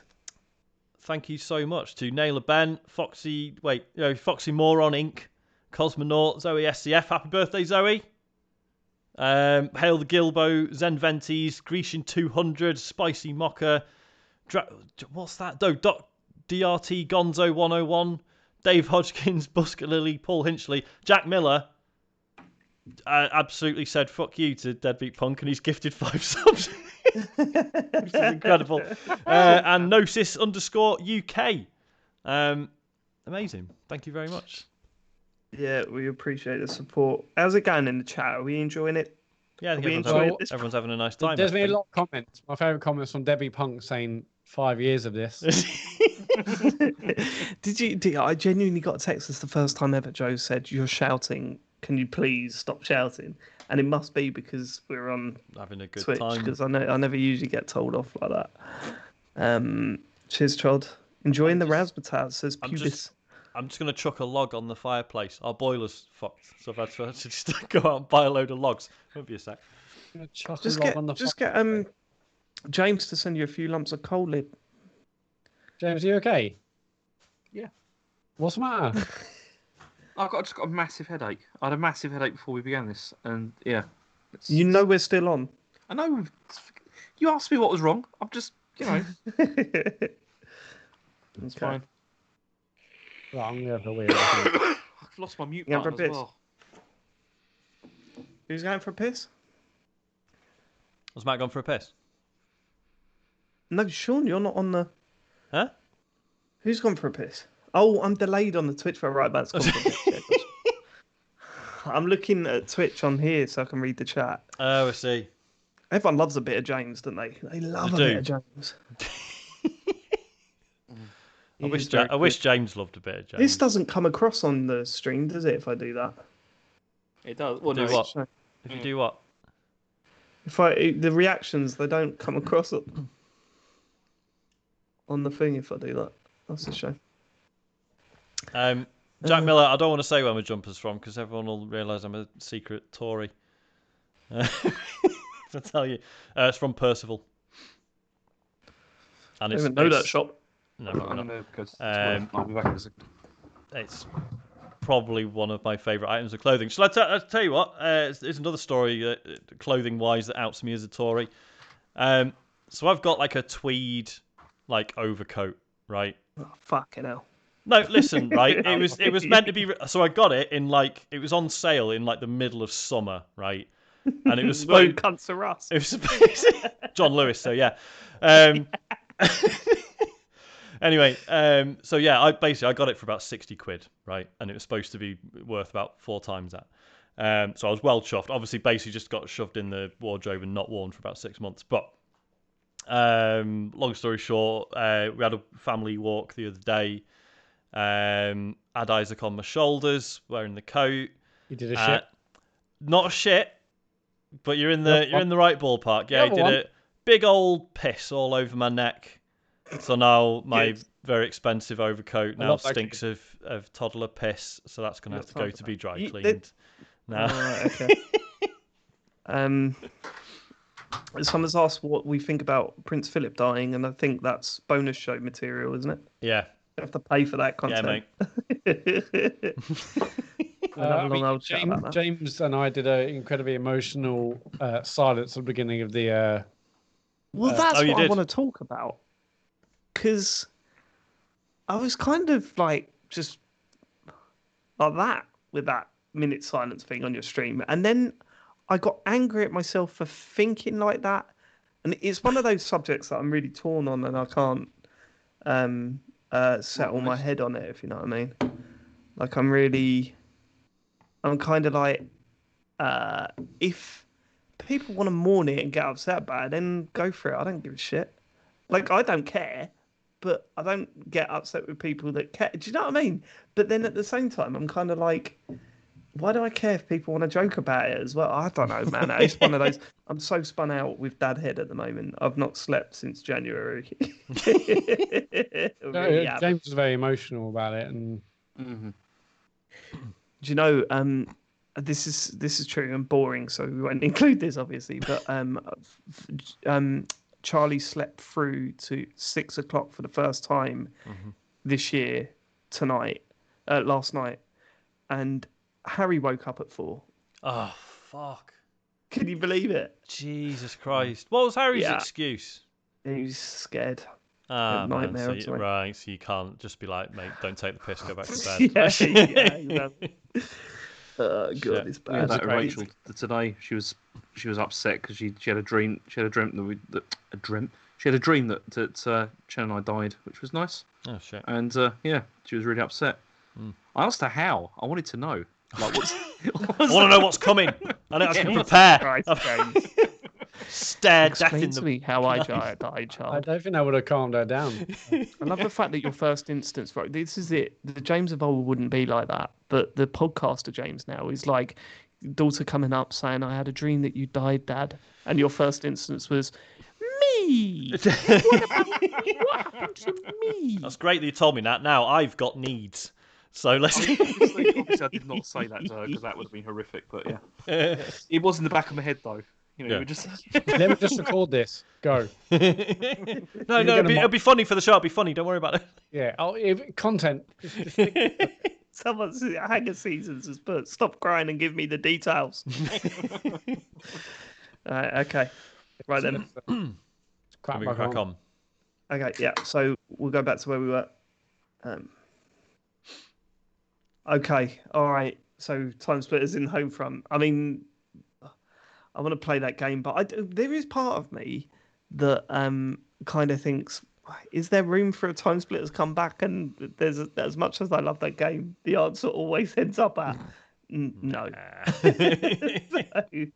So maybe, yeah, maybe I'd go and play that and then just go, actually, I never want to play a Time Splitters game again. But who knows? Who knows? Any more stories? Well, I'm fairly sure that is going to... There will be a Time Splitters remake. I can... Well, almost especially guarantee now, they'll do that before they do a new one. especially they've now got we know the work has been done, right? Like the thing exists. Exactly, yeah. Like this is like not a loads of remake, people though, probably it's- bought, Homefront's probably shot to number one on the Xbox charts or the other charts are, and then they'll be like, okay, because Time Splitters Rewind was a thing. Yeah. So, and Rewind is, many years after Homefront and Revolution, so it will happen. And this is maybe like a little, taste of, is an appetite for it? What's the deal? Oh, you always drop that. This is them testing the waters. Homefront came out ages ago. It's going to turn out that it was patched in like last week or something. Yeah, Okay. Oh, when the alright. patch note said Time Splitters 2 added. Oh, I just, So no, it's like a 10 gig patch and it just says bug fixes. yeah. Yeah, but to be fair, in the world of Cyberpunk, that's very valid. Okay, right. Okay, let's get on to the next news story, James. Okay, so the last news story is that Pac-Man 99 is the next Nintendo Switch Online Battle Royale game. So now that Mario 35 has been canned, this has come out. And Right. yeah. Well, I'll tell you this, James. What you've been playing? Oh, well, James Farley. I mean, I've been playing this, obviously. And I know Yes, you've been so playing it have as I. well. Yeah. And What do you think? well, I'm not great at Pac-Man at all. It's not a game that I've ever really particularly enjoyed because I never thought I could play You it very never well. do, though, isn't it? It's one of those games with such a legacy or whatever, and it come out so long ago. No one actually sits there and goes, "What fucking hell?" But at the Billy same Mitchell time, does. It's really apart from that bit. But it's still really good when you play it, isn't it? And I mean, when they brought out that Championship Edition on Xbox Live Arcade, what's that, mate? Mad for that one on Xbox. The Xbox Live Arcade. You say Pac-Man. that, but you did finish last in that round on the Cane and Rinse. I didn't say about my skills. I said everyone went mad for that. Everyone loved that They game. did. Me, I and didn't then- play. I was And busy doing you know, other things. so Tetris 99 come out and it was absolutely fantastic, addictive, really well thought out. I loved every time I love it. I still play it every now and then. I still love it, right? Then Mario, what was it? 60. It was a random Mario number, wasn't it? 35. Yeah. Mario 35 Great come game. out, and I thought that was terrible, man. That game, it lost the essence of what made Mario fun. And it wasn't enjoyable to play. The rounds were too long, and so on. This Pac-Man, I think it sits way closer to Tetris 99 than it does Mario 37 or whatever it was. Right. It's brilliant. I'm really, really enjoying it. I'm nowhere near as good as Pac-Man as I am Tetris. So, I mean, my top finish is 10th. I've done that a couple of times, but I just love what it adds to it. So, if you've not played it,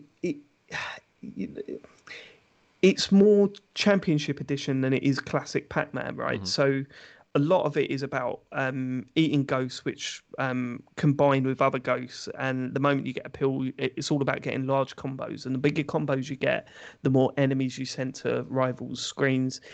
Enemies don't add ghosts to their screen; it adds other Pac-Mens to their screen. And initially, they start off as little white outlines of Pac-Man that spawn and chase you around the stage, and if you go into them you eat them, but it slows you down just for a fraction of a second, and the only way to get rid of them is by eating a pill, and then that progresses as you go on. They become red Pac-Man that you can't get rid of, and they follow you around the stage. And if you eat a pill, then they freeze for a short amount of time. But even though they're frozen, if you go into them, you're out of the game. Rounds last literally about 3 minutes. And I think that's why I'm liking it so much. It never feels like a slog to play, does it, James? No, it is very quick. I mean, I got second. Have you died in like 2 seconds before? Because I have. And it's absolutely, yeah. funny. I've come last, not even last, but like really, really close to just being like the first out, a couple of times. Yeah. Because sometimes it feels kind of random that you suddenly just get like hit, and you're like, oh, okay, that's happened. But I came second, which was the highest I've ever come in a battle royale game, and but I don't know how I did it. Like I didn't feel like I was sort of executing any kind of strategy or anything at all. It just felt like it just kind of happened.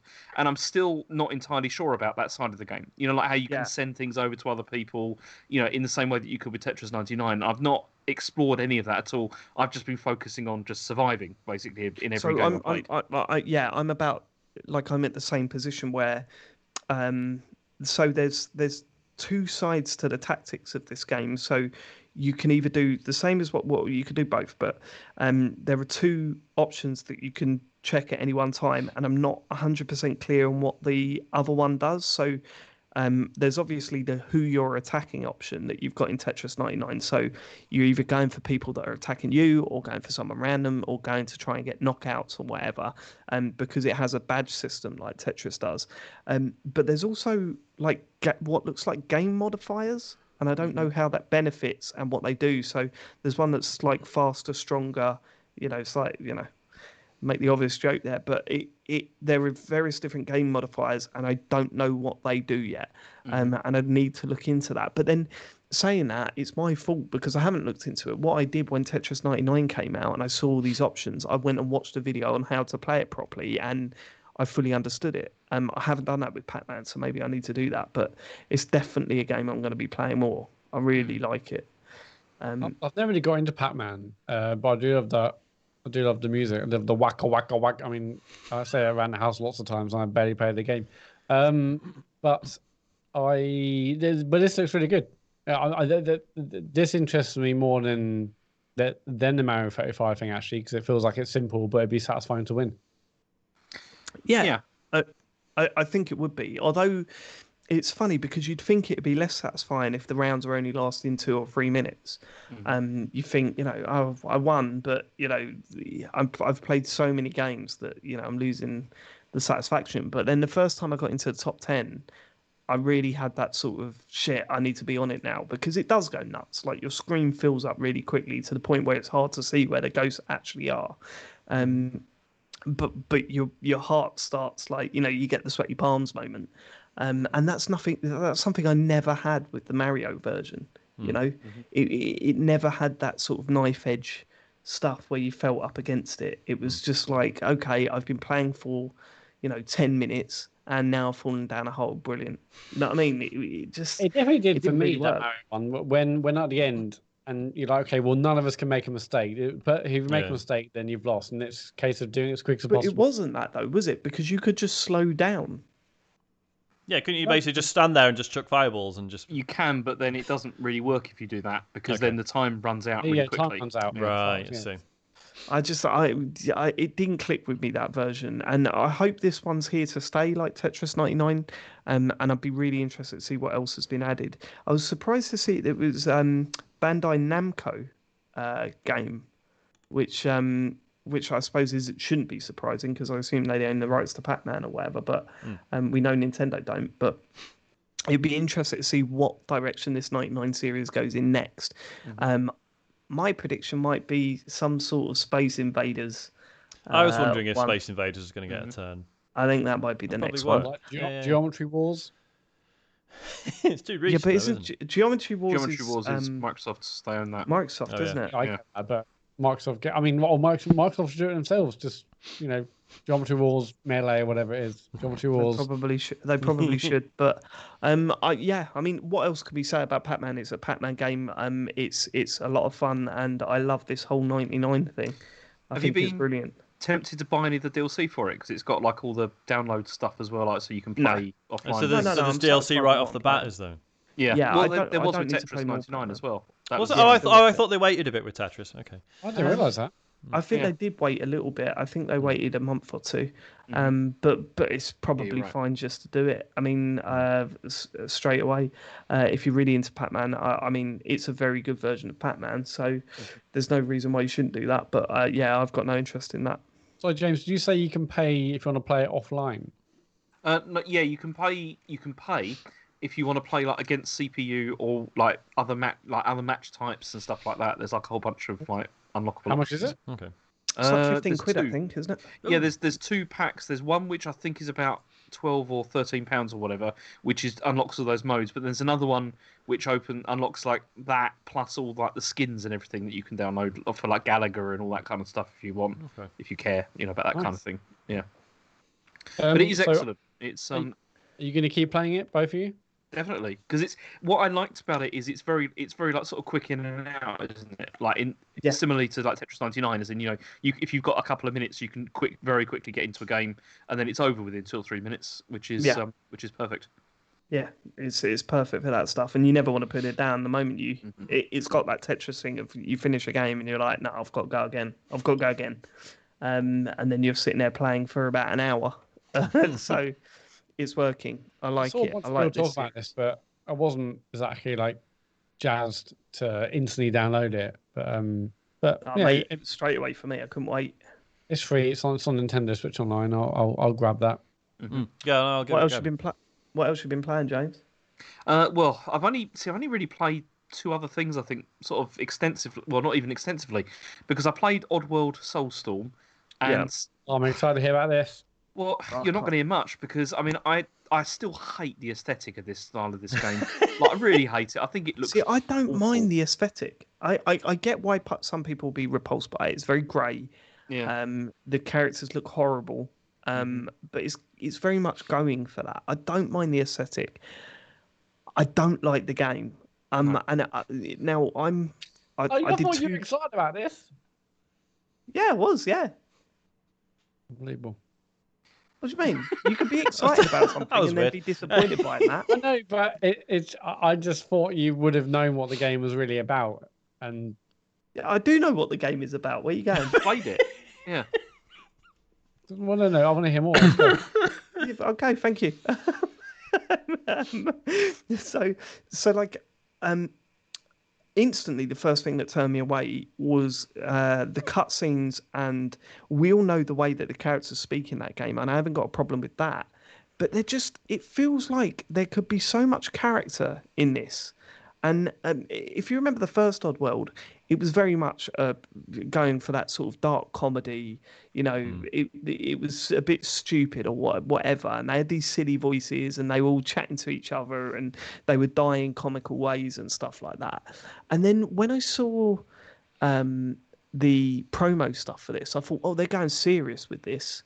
They're really going to drum home the whole, corporation using these people as slaves and all that sort of stuff. And it seemed like it was going down the dark route that so many series go down these days.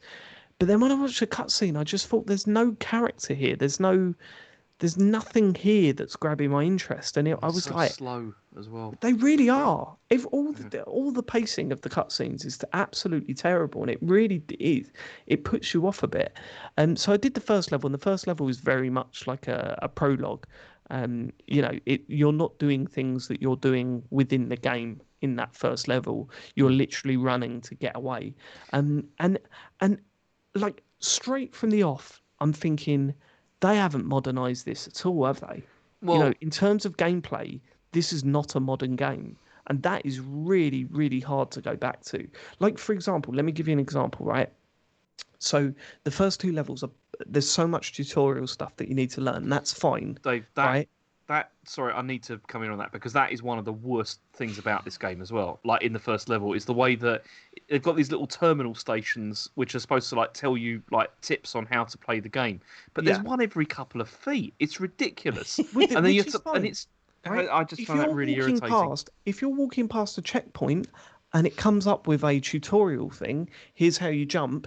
Here's how you do this. Here's how you do that. Fine, but you don't. You have to stop directly in front of the terminal, press a button. Yeah. The game pauses, comes up with a dialogue box, and then you continue. And it's insane at the start of the game where you come up to a terminal, you line yourself up in the front of the terminal, press the button, and it comes up, pauses everything, comes up with a dialogue box, press X to jump.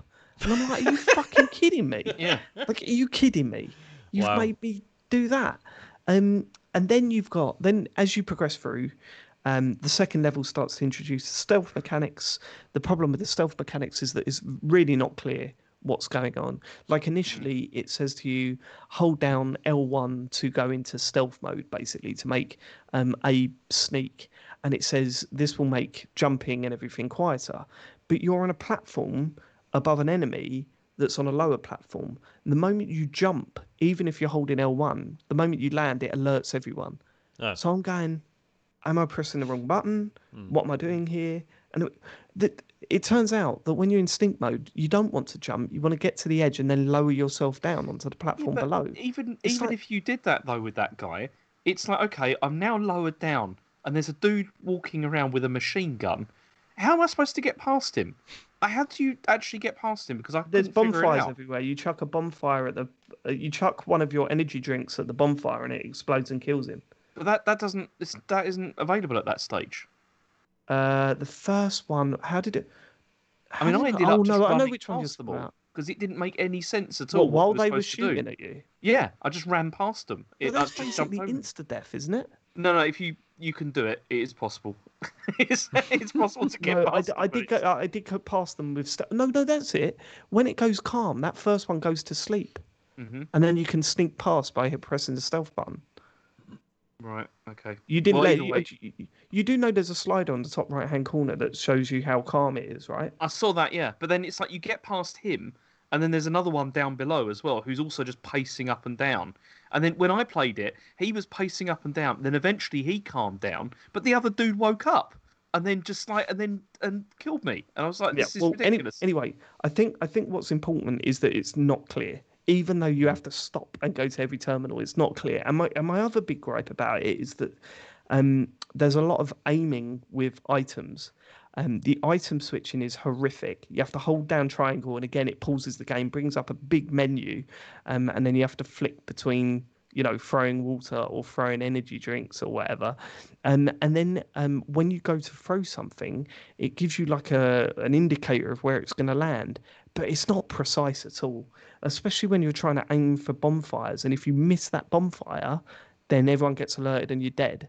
And I got to the point where there was a big stealth bit and I got through most of it, and the last one just saw me and shot me, and then I was put right back to the checkpoint. The checkpointing is real old school checkpointing, it's like, no, you're going back there now.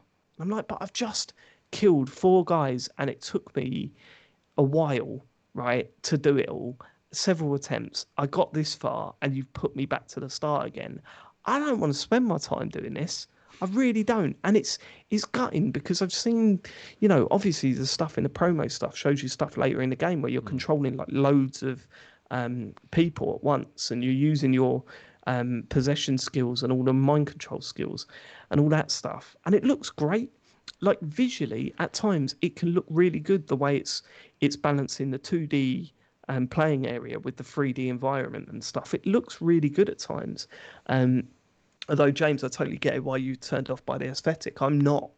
And I just thought, man, I can't spend time doing this. I can't spend my time doing this. So I think I'm done. Like, I think I'm pretty much done. How far did you get? How many levels do you do then? The first. I did 2, the first 2. And So it now just didn't grab me. The other thing I hated about it as well was like there was parts where there was like insta death as well, and I was like, I don't know why I've died. I don't know why this has happened.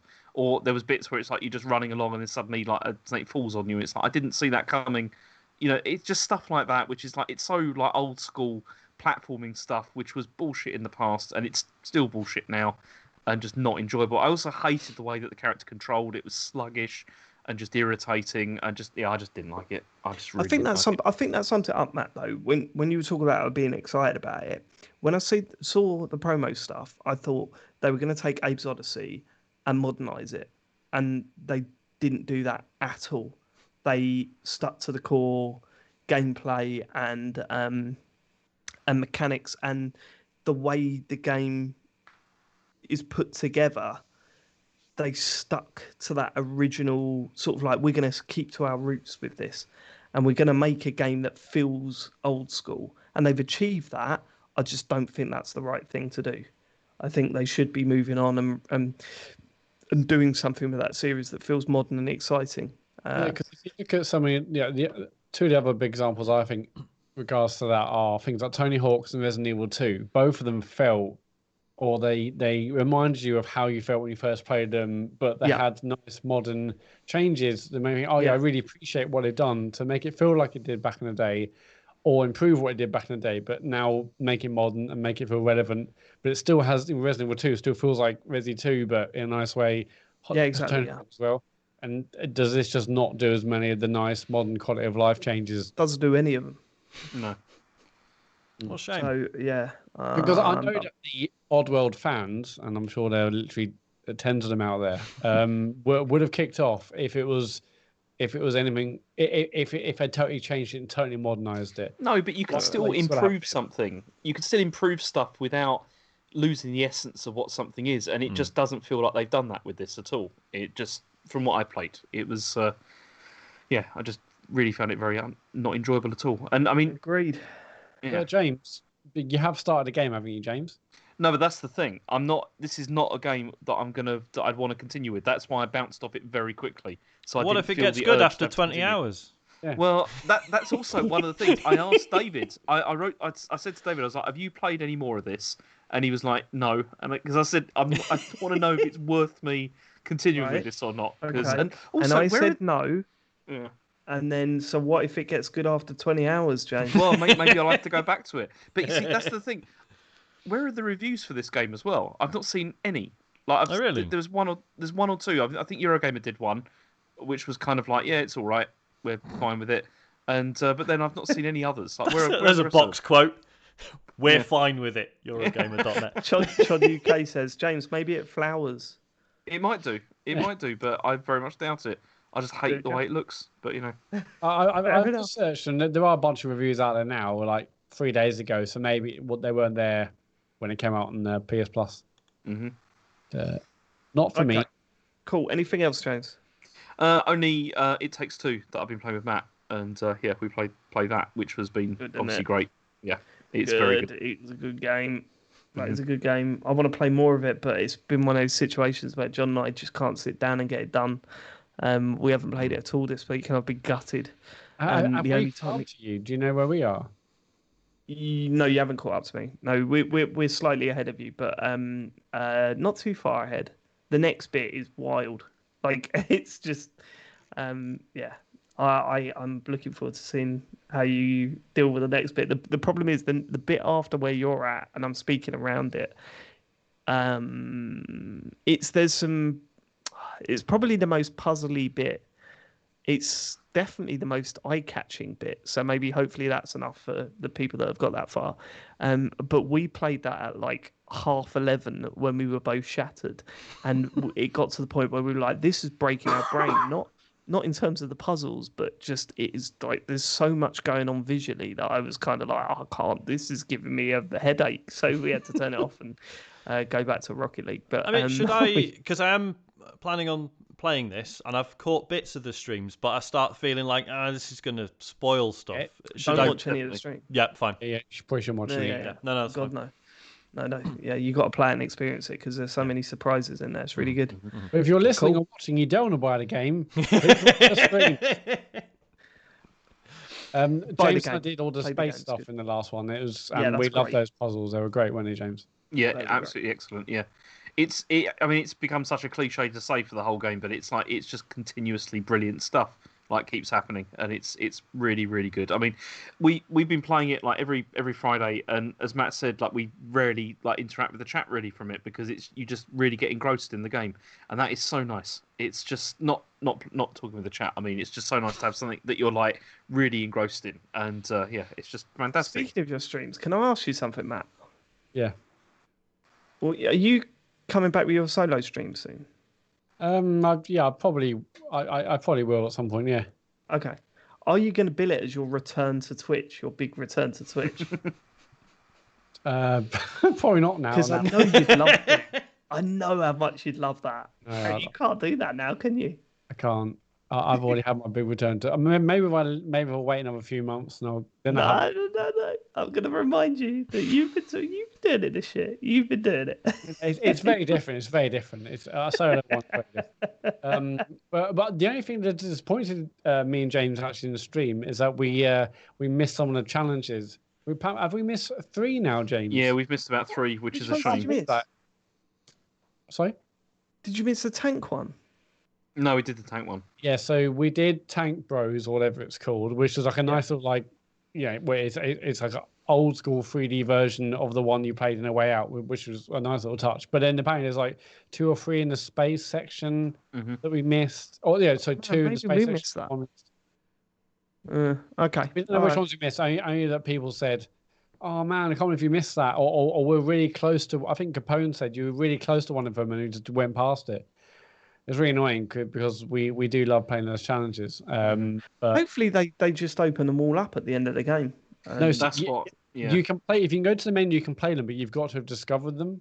Oh fuck. That's So a shame. I'm kind of tempted, James, that we should maybe go offline, just discover them, and then come back and play them on the stream.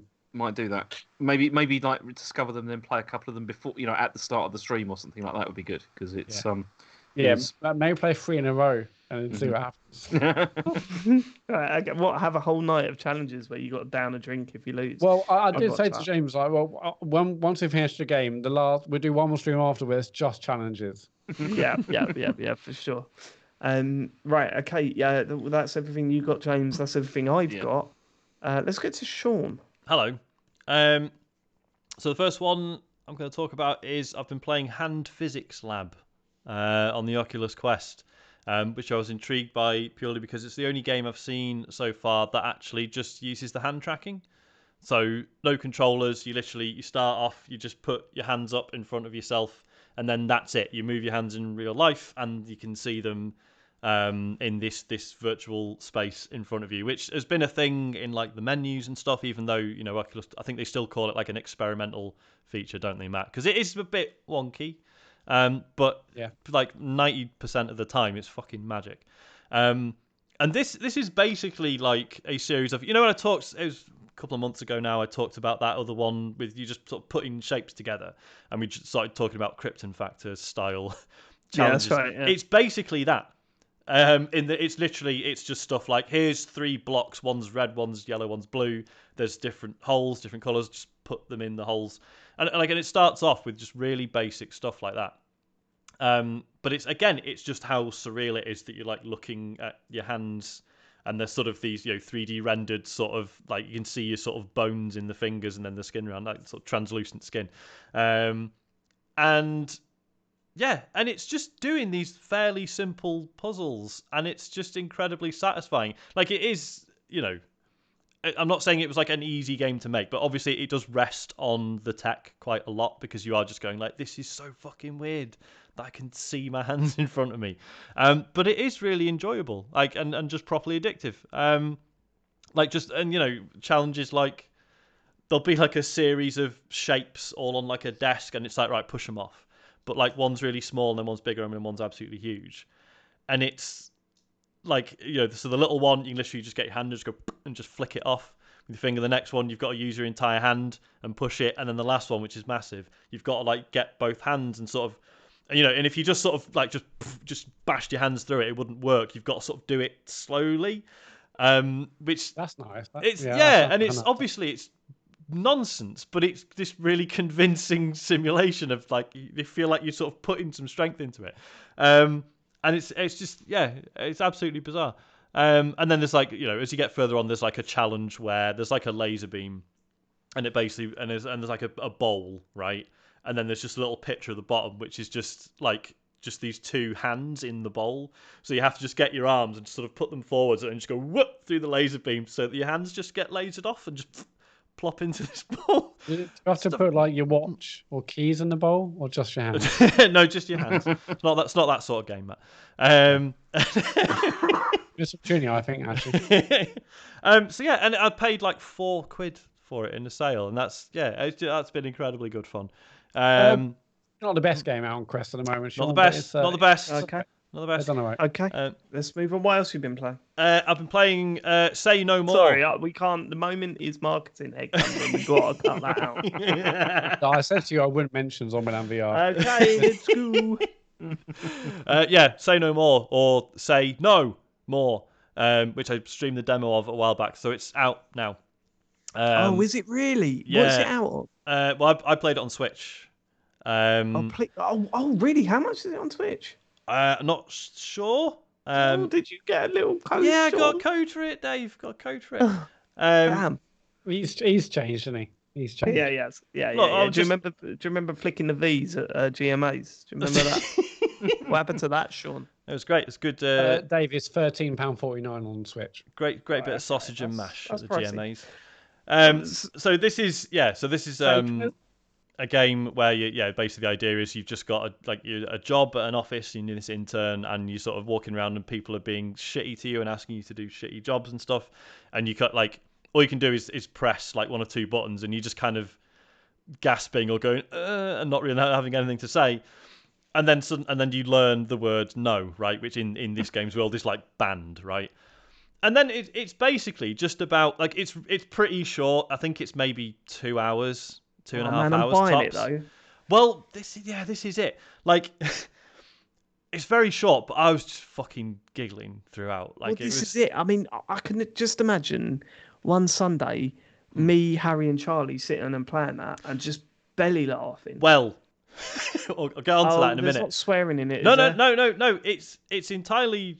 I'll just say now then. So I played through most of this with Isaac, thinking, "Oh, he'll love this," and he did.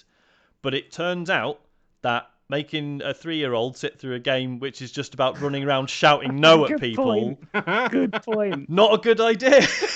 Yeah. Shit, why didn't? Well, I mean, Charlie does that anyway, so well, there you go. There'd be no change. But it kind of, that's the thing, because Isaac's like that, but this has sort of legitimised it now. Like, he'll be shouting no and stuff, and I'm like, Isaac, you really got to stop saying that. He's like, no, it's like in the no game. I'm like, I know. And because what's really frustrating is because although the game is very, I sort of didn't finish the explanation. So then basically you learn the word no, and then you kind of just charging around this office. You're on like a set path, but people get in your way and they're like, oh, copy these papers for me. Oh, get me a coffee. And you just mashing the button going, no. And and every time you shout no at people, they like blast off right into the distance or whatever. Or they just, and it's fucking hilarious. Like throughout, like mechanically, it sort of adds things like, so you'll come up against tougher people who need like a charged no, so you have to hold the button, and your character goes like, "Argh!" and then you let go, and they shout a louder no, which then again like blasts them through fucking walls or whatever.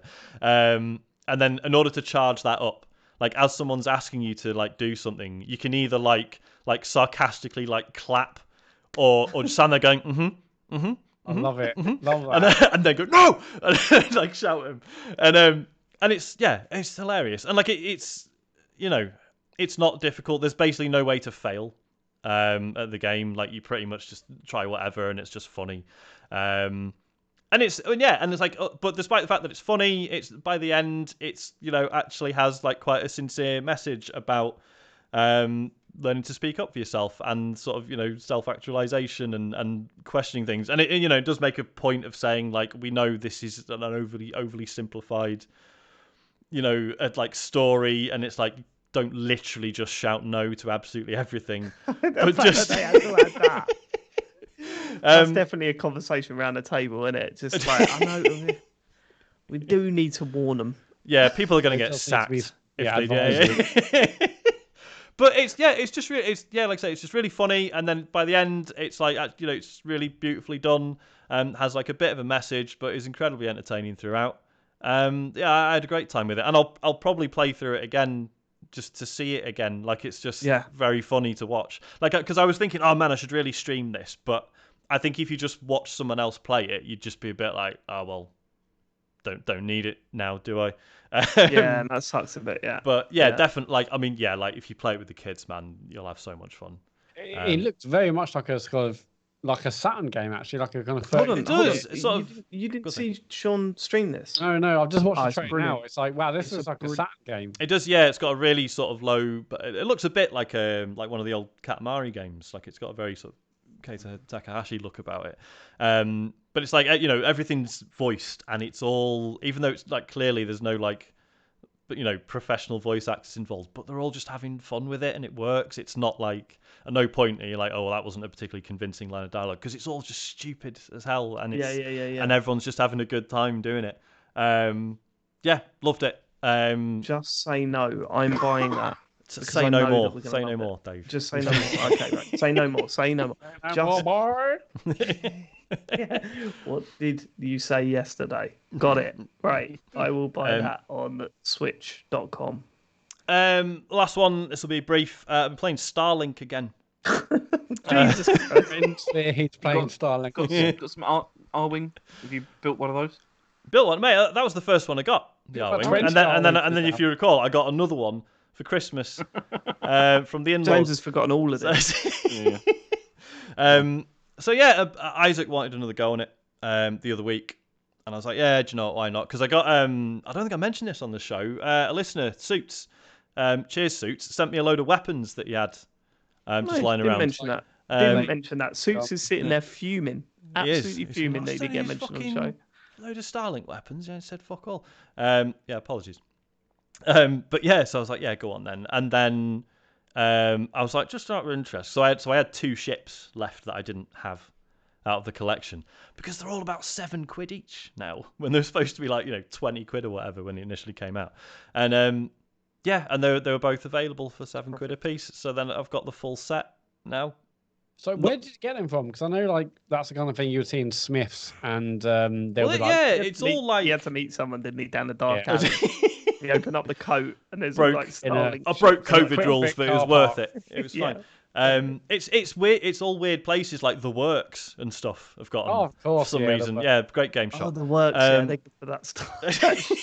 Exactly, they've obviously just bought them up for nothing. Yeah. And also you can get loads of like, you know, loads of really shitty autobiographies as well. Well, when you're there, you know, you get some Starlink toys, you get some other random biographies, you get some play. A lot from work. Yeah. So they've also The Works have sort of filled that gap for the gadget shop as well, haven't they? Yeah, they've got all that stuff in there as well. You know, do you remember little crappy drone or something like that doesn't really work? Do you know those they're like plastic things with the gel in them, so when you pick them up, they slide straight out. Yeah. You get them in The Works. The ones that definitely look like a masturbatory aid. Yeah. Well, that was never approved, Sean. Oh, sorry. Yeah, I mean, I've never tried. I just assumed. I've never bought one, or I've never bought any. I wouldn't. Man, the gadget shop. I miss that. You used to walk in there, never buy anything. It's why they closed now. But you looked at things and went, "Oh, that's cool, isn't it? What, 30 quid? No, thank you." No, thanks. Yeah. But the gadget shops aren't around, but there are like shops like that. And there was a couple in Leeds where it's called like. Something bizarre. No, Hawkins Bazaar. Is that what you're thinking of? Like Hawkins Bazaar. That's it. Hawkins Bazaar was the one that I remember taking over from the gadget shop. Red 5. Todd UK says, yeah, Red 5. That's the one. Or Menkind. That's another one. Jack Miller. Very good. Yeah. Speaking of weird shops, isn't it weird? Do you have this in your local like high street or whatever? There's always like a calendar shop that opens up for a week. And how have they arranged that? Like, how does that happen?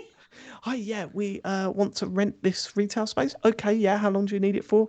5 days. But it also makes killing. Usually doing years. Yeah, it must work. Town, and it's probably the most profitable business in Britain right now. Yeah. You know, it's like every year. All right. It's like those American sweet shops. What are they about? What are they all about? Yeah, they cost. I'm not with you with that one. What is that? Have you not seen? We got one of those. I'd heard that they were supposed to be a front for other things that were going on. That would not surprise me. There's just at least one in every town, and they just always look a bit sketchy. Yeah. Well, they just No, sell it's, Hershey bars, do yeah. they? Well, Well, exactly. yeah, That's what's like sketchy, mate. Yeah, Rad I'll Hershey's. go over here. Yeah, a bit rough. Okay. Yeah, Starlink. It's pretty good. The only frustration, like for me, is that obviously again playing it with Isaac, he's just like, I'd put this he calls guns shooters. That makes me laugh for some reason. Wow, I love it. It was in 1940s gangster. Yeah. Sean, you need Grab- to grab get the him to start shoulder, boy. calling them shmups. You know? Share that fucking shoulder in there, boy. But yeah, so he'll just be like, oh, put this fucking shooter. he's like, put this shooter on it, put that shooter on it, and I have to be like, no, the thing is, Isaac, this is a good setup because you've got a fire weapon, you've got an... Dad, you're such a... He's You've not got to having it. appreciate the balance. Yeah, of and this. I'm like, no, Isaac, they've just told us we need to use gravity weapons for this one. So let's say, no, I want to use the fire one. All right, okay. Dad, get that fucking shooter on Give there, that boy. fucking shooter. So Dad, have you ever heard of Guy Ritchie? I love the work of Snatch. Okay. But yeah, but again, I'm playing it through the lens of having bought the toys and stuff, for very little money. So it doesn't bother me when my ship gets blown up and it's like, put another ship on the controller to carry on playing. Because without the ships all being dirt cheap, that's fucking annoying. Like, I would not be happy if I'd bought this full price and then all the ships were still, 20 quid or whatever they were. Like, that would be really shitty. But as it is, I'm just like, yeah, fine. Yeah, fuck it. I've just got another ship from the bin and just put it on. So yeah, it's like there is a good game in there. But it will never be seen again. That stuff will Exactly. never be seen again. No, this is it. Like done. enough of them have failed now for I think no one's going to want to risk it. Nope. I mean, when Disney said this isn't worth it, you gotta... Yeah, exactly. Yeah, Yeah, it's weird, that's- isn't That it? was a shame, because that was a good idea what they had going with that, and they were quite high quality. Some of those things they put out. What was the The- game that these the all Disney tried one to especially, or jump I- on the back of? Well, Disney Yeah, the Infinity... Disney Infinity. Oh yeah. What was the game that they all tried to jump on the back of? Skylanders was the first, And- one, Skylanders, that's it. Yeah. Skylanders was the one. which wasn't apparently it? is all right. Portal thing. Never, yeah. Yeah. I'm Like, sure well, it'll come back. There'll be another thing where they're like, how about plastic little toys with games? It I will don't come think there back. will be, man. I don't think. No. I don't I think know. I think enough of them It'll have come failed back. now. God knows how many years, but it will. So is Guitar Hero going to come back then? Because I feel it's the same fate. I mean, they tried. yeah. And how did that one end up? Maybe they'll try to do more Toys to Life. We'll see. All right. But yeah, that's it for me. I mean, obviously the usuals that no one needs to hear about, but yeah. What, like... Yeah, I know. Toy I've Pictures missed to out. play? Sea of I've missed Thieves, out the at season least- 2 Sea of Thieves next week, guys. You excited? Okay, can we I've missed out at Letters? least, the 20 hours that I've put into Rocket League this week, getting to the final of the tournament and having my heart broken in overtime. Okay, Matt. No, Sean, are you still playing Monster Hunter? Yeah. Oh god, yeah. Okay, Yeah, cool, I absolutely. just wanted to check. That's, Because I was Oh, thinking he's this... checking. No, Is that because what you just I was said? thinking about, it's April. I was like, what are the best games out this year? And for me, it's probably, having not played it, probably Monster Hunter really, really well. Mhm. And then It Takes Two. That's it, Yeah. right? Am I missing anything else? Hitman. Hitman, Hitman. okay. Hitman 3 coming this Um, year, yeah. I think I got a few down actually. that I Okay, really yeah, enjoyed. I'm thinking, okay, well, it feels like nothing's really happened this year, but I've got to play Monster Hunter, I presume, because that's one of the biggies. It Takes Two. probably no. good. Oh, Bowser's Fury. Oh yeah. yeah. That's it. Yeah, okay. Cool. Okay. Sorry, Matt. So Like, there those games there aren't are good more enough games for than you, I are they? thought. It just feels like this year's been such, just a desolate landscape. But I don't more know. things Okay. out. It's been That alright. has been rubbish. But yeah. Are you going to make a Balan Wonderworld joke? Okay. Someone pointed out in the chat that you haven't mentioned Zombieland VR, Matt. Well, I wouldn't want to turn this into a marketing exercise, but Yeah. I'm waiting for the PlayStation VR version of that before I judge will it. that be When's out that later out this yet, year, Matt? James? You're in luck. Okay, that's good. Yeah, it's good to know. And also Vive, and no, let's move on. All right, what you been playing, Matt? So I'm still playing Claphands Golf. Did any of you download it after John went last week? No. You should do. It's still good. But I played it today actually with no controller, and it's way more fiddly. I mean, that's understandable, I guess. And maybe I was used to playing it with a controller, but yeah, it wasn't as satisfying just playing without touchscreen and stuff. But it's still a great game. I can't I can't believe everyone isn't playing that 'cause it's just so good. But I guess Apple Arcade, if anything, Apple Arcade's probably a bit of a barrier for some. Some people would probably just want, okay, can I buy it for like 5-10 quid, whatever it is, and Is I'll it have not it. available to just buy?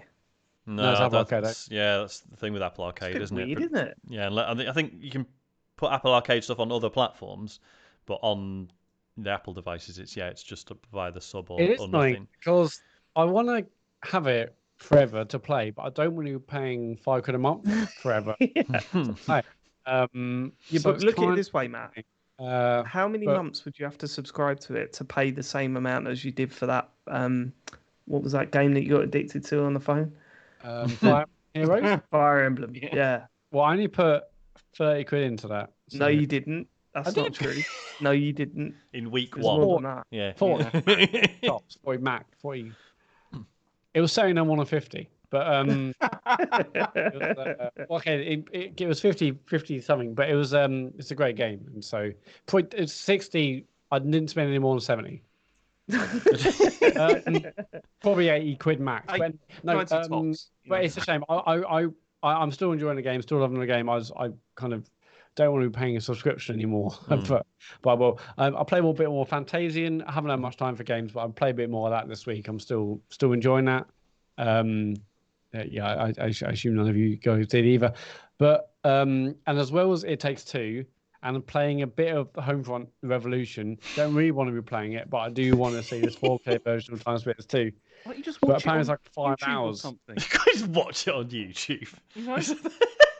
What? No, I want to play Time Why Splitters 2. play then. any games? You can just go on. Oh, Come on, Time why Splitters 2. play something that you know is going to be a bit disappointing? And it's like, just what's There is that. I just want to experience James, it again. So no, You forced yourself to play that game last week. Stop it. I know, my hand is still, I've got a lot of pain. It's just I've got a lot That's of pain. from crushing all that coal. Yeah. So yeah, so I might. I mean, I haven't got a lot of time for games at the moment, but I might do bits of that because I just want to play Time Splitters 2. I want to see what it looks like. Cool. But the other So game what I'm you've playing. been playing will now be what might you play next week? That is, we're going to rename it. What are you that. thinking played a about bit. playing? It's a very average-looking game, and I'm excited to see where it goes. But I've also played Minecraft this week because Elodie has wants to get into Minecraft because people in her class are getting into it or are playing it. So this week there's an awful lot of there's an awful lot of texting with James over the weekend because I was like, okay, what the fuck? What do I do? What do I need? All these accounts, and so in like one day I had to create like a Microsoft account for Elodie. Yeah. I had to create like I was part of James's family on the Nintendo Switch Online, and I said it's probably time for me to, fly the nest and strike out. Start my own family now. So I thought, okay, it just makes sense if I do that. So I can add Elodie to the family so she can have a Nintendo Switch. So I had to, create a Microsoft account, create an Xbox Live account, create a Nintendo Switch account, and add her to the family. It's a whole load of stuff. But I got it working in the end, whereby she was playing on the Switch and I was playing on my phone. Oh, cool. So that's pretty cool. And yeah, she really wants to be making houses and stuff. So I thought the Switch version was really limited. No, No, it's no. exactly the same as the others. It's Oh, just right. the problem. I'm sure you said it wasn't as good as the No, Xbox. it's not as good because it has problems in the sense that it's buggy and when you first use it, it's fine. There'll be no problem at all. But after you've been playing it for a couple of months, I think the cache builds up or something, and it takes forever to load. It's like it takes like a really, really long time. For Asher's one, it was like it takes about 4 or 5 minutes to like load. It's ridiculous. yeah, I've already experienced that, and we would basically like quit the game and restart because loading is insane. But yeah, she's really wants to get into that. So I've been playing a bit with her on the phone and on the Xbox, and she's on Switch. But Dave, you and I were like massive into Minecraft, back before it was For cool. like 3 Well, it was days, cool. and then we decided that we should way never more than play. that. No, it was about a week, but we got way too addicted to it. What like It was way? not Too, that, but, I've we're never. massive into it. That was like 2009, 2010, 2000. It's It's was just before I got ages married. ago. I had to stop playing it because it Yeah. was wrecking my wedding plans. I mean, Yeah. literally, it was 3 nights in a row till about 4 in the morning, And then on school. and then each day at work we would text each other saying we're not playing that again, and then we'd get home and boot it up at 9 o'clock and play till 4 in the morning again. I mean, it was crazy. Chasers, Chod UK has reminded us of the nightclub we built called Chasers, with the lava floor and the DJ booth. So good. And then the fucking football stadium we built, like a full size football stadium. Underground bar, underground, all sort of like you could see there's the water around it. It was beautiful. Anyway, whatever. That was a long time ago. Now in 2021, man, I mean, I need to be looking at some YouTube tutorials because the UI is just incredibly busy. There's so much stuff to try and get my head around. Yeah, I feel old for the first time. I'm like, oh fuck, I feel old watching like Asher do it because he's just like going around all these menu systems and like selecting stuff, and it's crazy watching him doing it. I'm just thinking, what? Yeah. How do you learn to do that? Like it's YouTube. YouTube. Not allowed on YouTube. Well, it's not allowed on YouTube. No. He didn't use YouTube. Why is that? Because too many positive streamers. No, it's 'cause, no. There's one streamer that he watches on there. Like we let him watch some stuff on there, but in general we don't because he had it for a bit. Brian or something. Yeah, Brick O'Brien. Yeah, he still watches that. Brick O'Brien's Charles brilliant. Brian, I like him. He's great. But no, he started watching some stuff, and then we noticed it. You know, like how the algorithm just like promotes really weird, dodgy stuff, and you're just like, nah, you don't need to see this stuff yet. It's it's not great. So and watch it. Tell me about a YouTuber the other day to watch. It's called Half Asleep Chris, and for like 25 minutes she was just talking about, oh yeah, he had his cat, and then one cat died, and he had another cat, and like would the cats like each other? And I was like, what the hell is this? And then we watched it was that boring. Half Asleep Chris, everyone. Anyway, I'm playing Minecraft Melody, but there's an awful lot for me to learn because you want to build really complicated houses. Actually, seen stuff on YouTube. But that's about it. Cool. Not much time this week for gaming. Let's get on to your questions then, Sean. Yeah. If you want to send us a question, visit TCGS. Oh, should we do another break? Okay. Have we got much to catch up on with the chat, or? I don't think so. We've got 3 more subs. We've got Peapod 2000, Skunkle Burton, Hamel 87.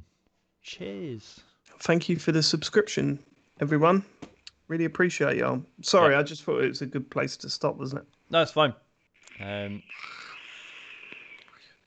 But we can continue straight on. I mean, James wants to, obviously. Well, yeah. James is seeing the time and thinking, fuck this, BB. I mean, the actual recordings, well, we've only just hit 2 hours. Oh, fuck. All right, okay. Yeah, this is actually going to be a short show.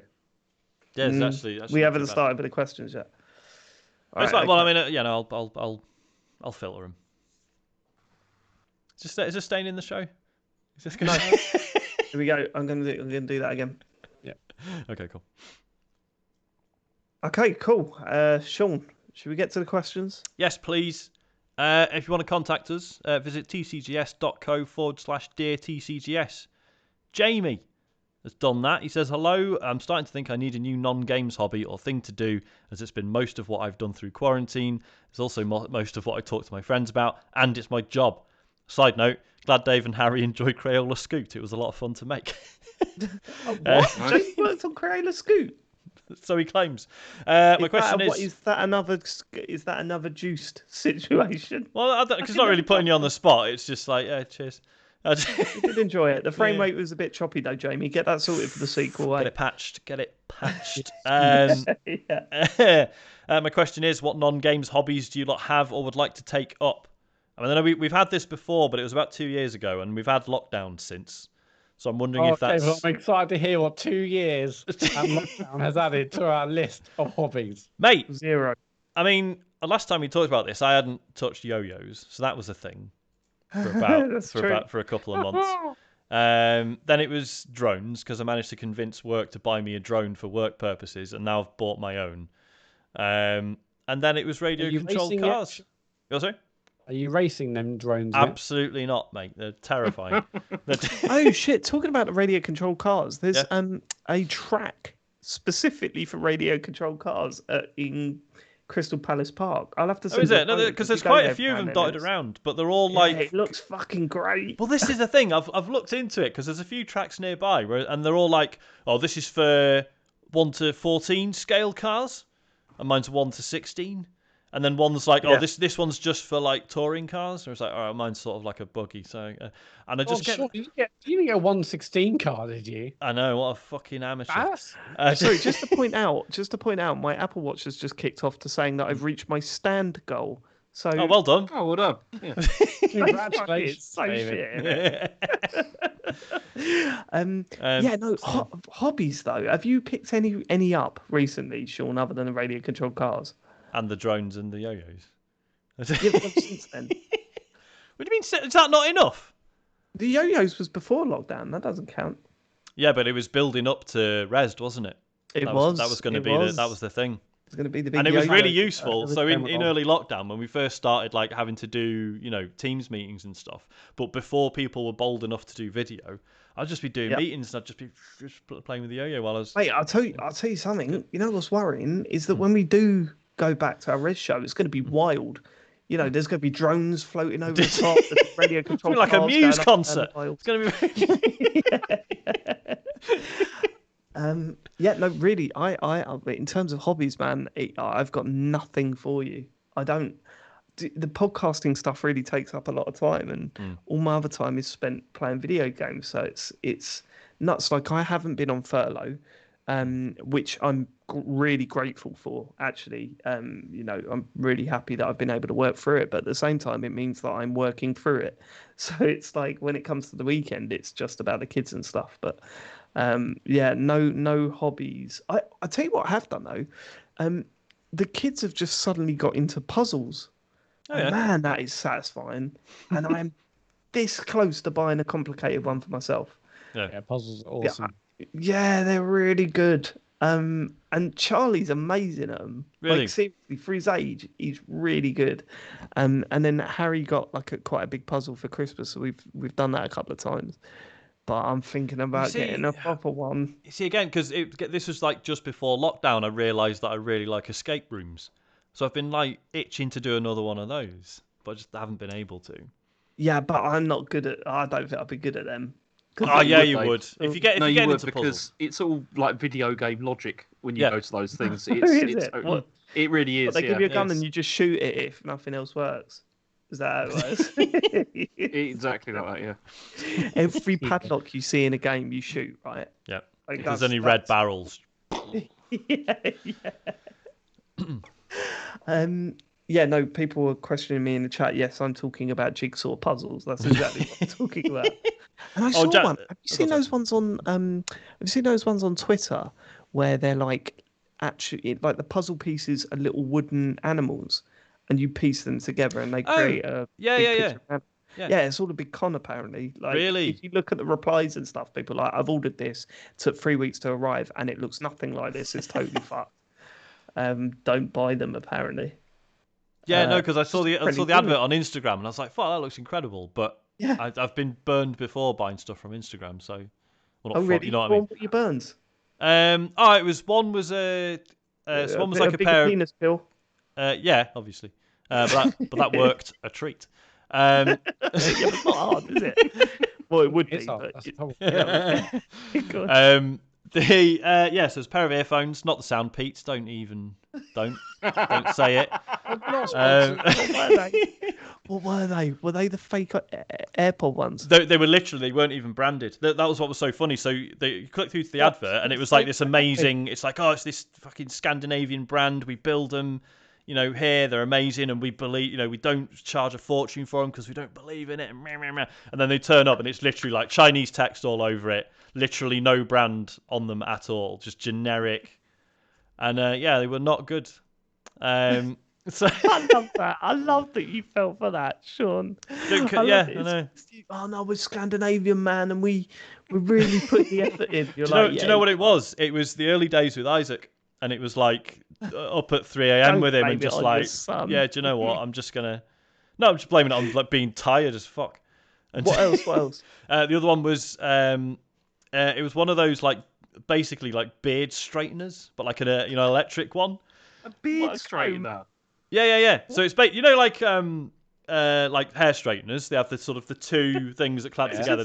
Right. It's Are literally these it's like like one hot? half of those. What? And it's like hot. Why would you want to put that near your face? Because it straightens your beard, James. Okay, come on. So what was wrong with that? Oh, it was just rubbish. It didn't really get hot enough. It didn't really. Turned up, it was an iron. Yeah, it just didn't really do much.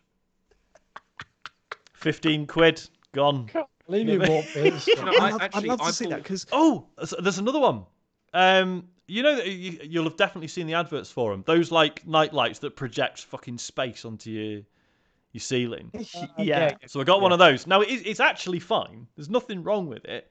But a few weeks later, I think I'd posted it on Instagram or something. Someone was like, "Oh, that's amazing. Where'd you get it from?" And I couldn't find the website. Quick search on Amazon, half the price. Yeah. I No, thought you were going to say you I- turned it on and it was just loads of little pictures of Piers Morgan's face, like all over. God, Jack, sorry, Matt. No, I've seen YouTubers who have like that stuff where it projects like Yeah. there's There's a little constellations on background, your roof and Yeah. yeah, it's been in my like wish list for a while, but trying to dial down the RGB. My favourite light. thing, I've seen a couple of videos recently of this one guy on YouTube. I'll have to try and find him for Luke Sumhays to put into his playlist. But it's the guy. Which is that amazing, by the way. obsessed- I didn't realise he was doing that. Yeah. incredible. It's funny watching him. For years, yeah. But there's a guy that is obsessed with trying to buy an original iPhone that's not been opened, right? So they're actually worth quite a bit of money, and he buys these iPhones off eBay, and the idea is that I don't care how much money I lose by opening it. I just want to open a brand new, original, first ever released iPhone. Yeah, And I'd love that. To be fair, that sounds amazing. He has been conned at least 4 times, and it's Whoa. brilliant because he sets the whole video up and he goes, "Here we go," and he opens it up and he looks at it and he goes, "This is legit, guys. This is legit." And the moment he goes to pull the film off and realizes that it's just not even attached to the screen or whatever, and he says, what people do on eBay is they sell them, they seal them, right, and they sell them knowing that the person receiving them is not going to open them because you lose about 50 grand on the Of course, fucking yeah. thing. Brilliant. They just, Brilliant business model. So clever. the amount of times he's opened it on camera and it just loses his shit. It's brilliant. I've got to try and find it for you because it is really funny. But I mean, yeah, how good would that be to own like an unopened iPhone? I mean, Not very good. Yeah. no, Yeah, I big don't sign. really get that. It's not. Hobbies, James? Any hobbies? Not really. Shouting at the games, kids. isn't it? Well, yeah. Apart Sh- from that, Shouting at the There's kids that are playing outside in a park while you're walking along, anything like that? It says no I ball. used about to the do that. I used to shake my fist as well when I do that. As I'm Yeah, walking oh no, past, we you know. We know. No hobbies. How about you, Matt? You haven't been crazy recently. No, Well, I barely have time for gaming, let alone other hobbies. Do I talk to you about some? I mean, you spoke about this on the stream, so I feel like it's okay to address now. You had a big old win on the football. 2 big old wins on the football. Yeah. What, you made nearly $1,000 on your bets? I don't know. It's more than that. Did you lose it all? No. So I won loads of money on football bets, and we use that to pay off debts. But I did get heavily into betting, and then it's time to stop basically. Right. fun stop. How far down did you go? Fun stop. Did you go as down as you won? Oh no. No, I mean, Matt, so look at his face. Look at his face. so You remember we can see your face right now. yeah. No.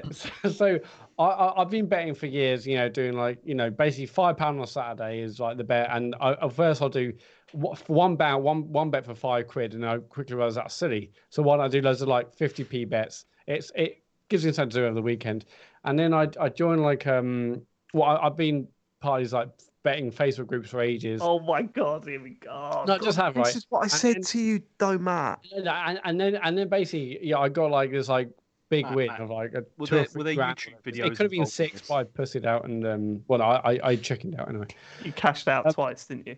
Yeah, I cashed out twice, but anyway, I obviously now you think, oh, well, if I hadn't cashed out, I could have won loads of money, but whatever. And then I was like, well, I'll keep. I was in his group, so I was like, okay, well, I'll just do that, like 10 quid here, 10 quid there, 10 quid. And I think basically, Jill checked my bank, and I was like, Matt, you spent like 700 quid this month. Oh God, no, mate. And I was like, fuck, you know what, you're right. Yeah. So yeah. That was a bad time, and then basically from that, I just haven't done it. Actually, like this weekend, I reinstalled the Sky Bet app, so I deleted all deleted all the betting apps. I deleted, I unfollowed, I left all the groups I was in. I unfollowed Twitter accounts. That's going mental. Yeah. It was not a happy household in this. Yeah, it wasn't good. But I unfollowed everyone. But this weekend I had to like reinstall Sky Bet for the Grand National. But No, you didn't. No, you didn't. You didn't need to do that. No, you clearly got as a problem. a family, we all do that. So. Anyway, we did the bet, LD 1, LD 2, and then we've deleted the app, and then that's fine. But that's what I was saying on the stream the other day, right? So I get obsessed about things, and then that's all I want to do, right? So I've done like, betting that came and went too much, admittedly, and then do you know, Sean? What they say about gamblers is they always lie about how much they lost. Yeah. Yeah, what is it? You double it. I told you that. Yeah, I won loads, and I thought, well, if I keep doing it, maybe I'll just. Yeah, I know. Gotta make the money back. Keep winning. No, that's how it works. If I there was I, you know. I mean, I'm on a streak. Clearly, you know, it's I was. I know, because if you keep losing, you eventually run out of bad luck, and then Anyway, well, basically, but the money we won, you know, paid off debt, so that's all good. But you know, obviously, I said to Microsoft Award points. That's over now. I need something else. I feel like every time something like this comes up, Matt always alludes to being like in groups, right? And he's just like, no, I'm in these groups, right? And they're all like that. Yeah. If there is an Illuminati, Matt is in it. The thing is that I was in this one group for so long, and like, you know, I knew people that we had friends there. We're doing secret. Did you meet him in real life? You know, it's like no, stuff going on. One day, this Matt's, what happened in lockdown, really. One day, Matt's going to be like, no, I did this shit podcast for like 5 years, and I was in this group, and it was, you know, and they all. I thought they were my friends. Yeah, and then I just left them. I didn't say goodbye. I just left the group. I mean, people probably wondering where Matt. Good question from Chod in the chat here. Have you ever been part of a pyramid scheme, Matt? Not knowingly. That's a yes. No, I don't think I have. But I need something else to be obsessed with, because I always need something to like occupy my mind. Like Jill's like, well, why don't you fucking let like the cooking and cleaning occupy your mind? How about that? Yeah, I get stuff like that. I didn't my mind. I want to know every component of a PC that I would buy if I was going to buy a PC today. You know, I always have something I want to like talk to them. You know, what's the best TV? What's the best graphics card? What's this? What's that? You know, and now with betting over, Microsoft Award points over, I need something else to obsess with. What can I do? So what's cleaning? Sorry, Matt, I didn't mean to bring that up publicly, but you did. I mentioned on stream, you know, kind of. With I'll tell you this story. Someone, I won't say who it is, but someone I worked with on Joypod at Play Radio, I become Facebook friends with, and it's always one of those Facebook friends that you never really talk to, but you know, you don't remove them from Facebook. They once invited me to a pyramid scheme, and they sent me a promotional video for it, and literally it was like selling cosmetics and stuff. And they said, well, we want you to be part of the team, you know, and all this sort of stuff. And the promotional video literally had the person trying to get you into it drawing a triangle and saying, you want to enter here, and if you hire more people, then, you know, the money goes up and all this sort of stuff. And I just replied, I went, this is a pyramid scheme, and I don't want to be part of a pyramid scheme. Like, thinking, hopefully it will click, and but just unfriended me. That was it then.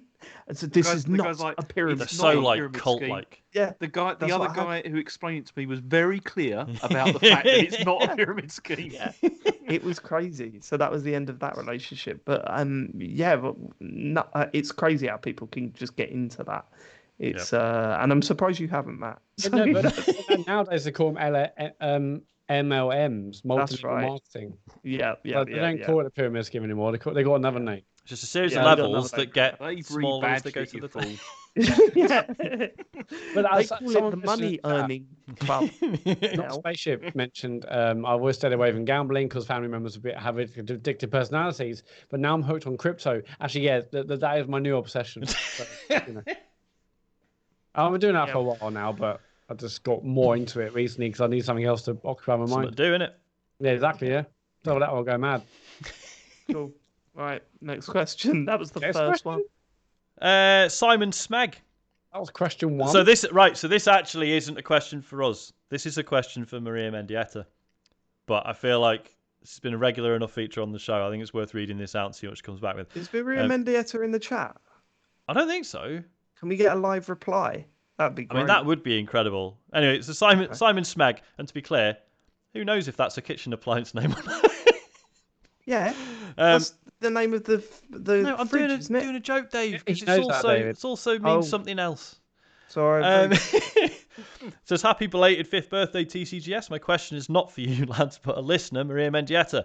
Maria, you come up with questions and co-puns for the pod on a near weekly basis, and I was wondering if you generally come up with questions per week, or do you have a creative flow every once in a while, bank them, Back 'em up. and then disperse them throughout the weeks? Keep up the good work, Maria, and keep up the good work. TCGS. Here's to another 5. Great question. It is a great question. I hope Maria um, comes back. I mean, I'd love to know. I'd love to know what the process is. Yeah. Maria, let us know next week, and we'll give the reply to that question.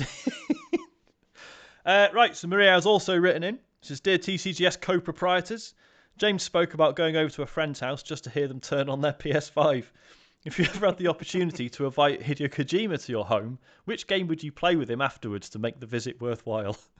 Oh, easy. Yeah? Metal Gear Solid 4. And just go, what is going on, mate? Justify this. Yeah, what is going on here?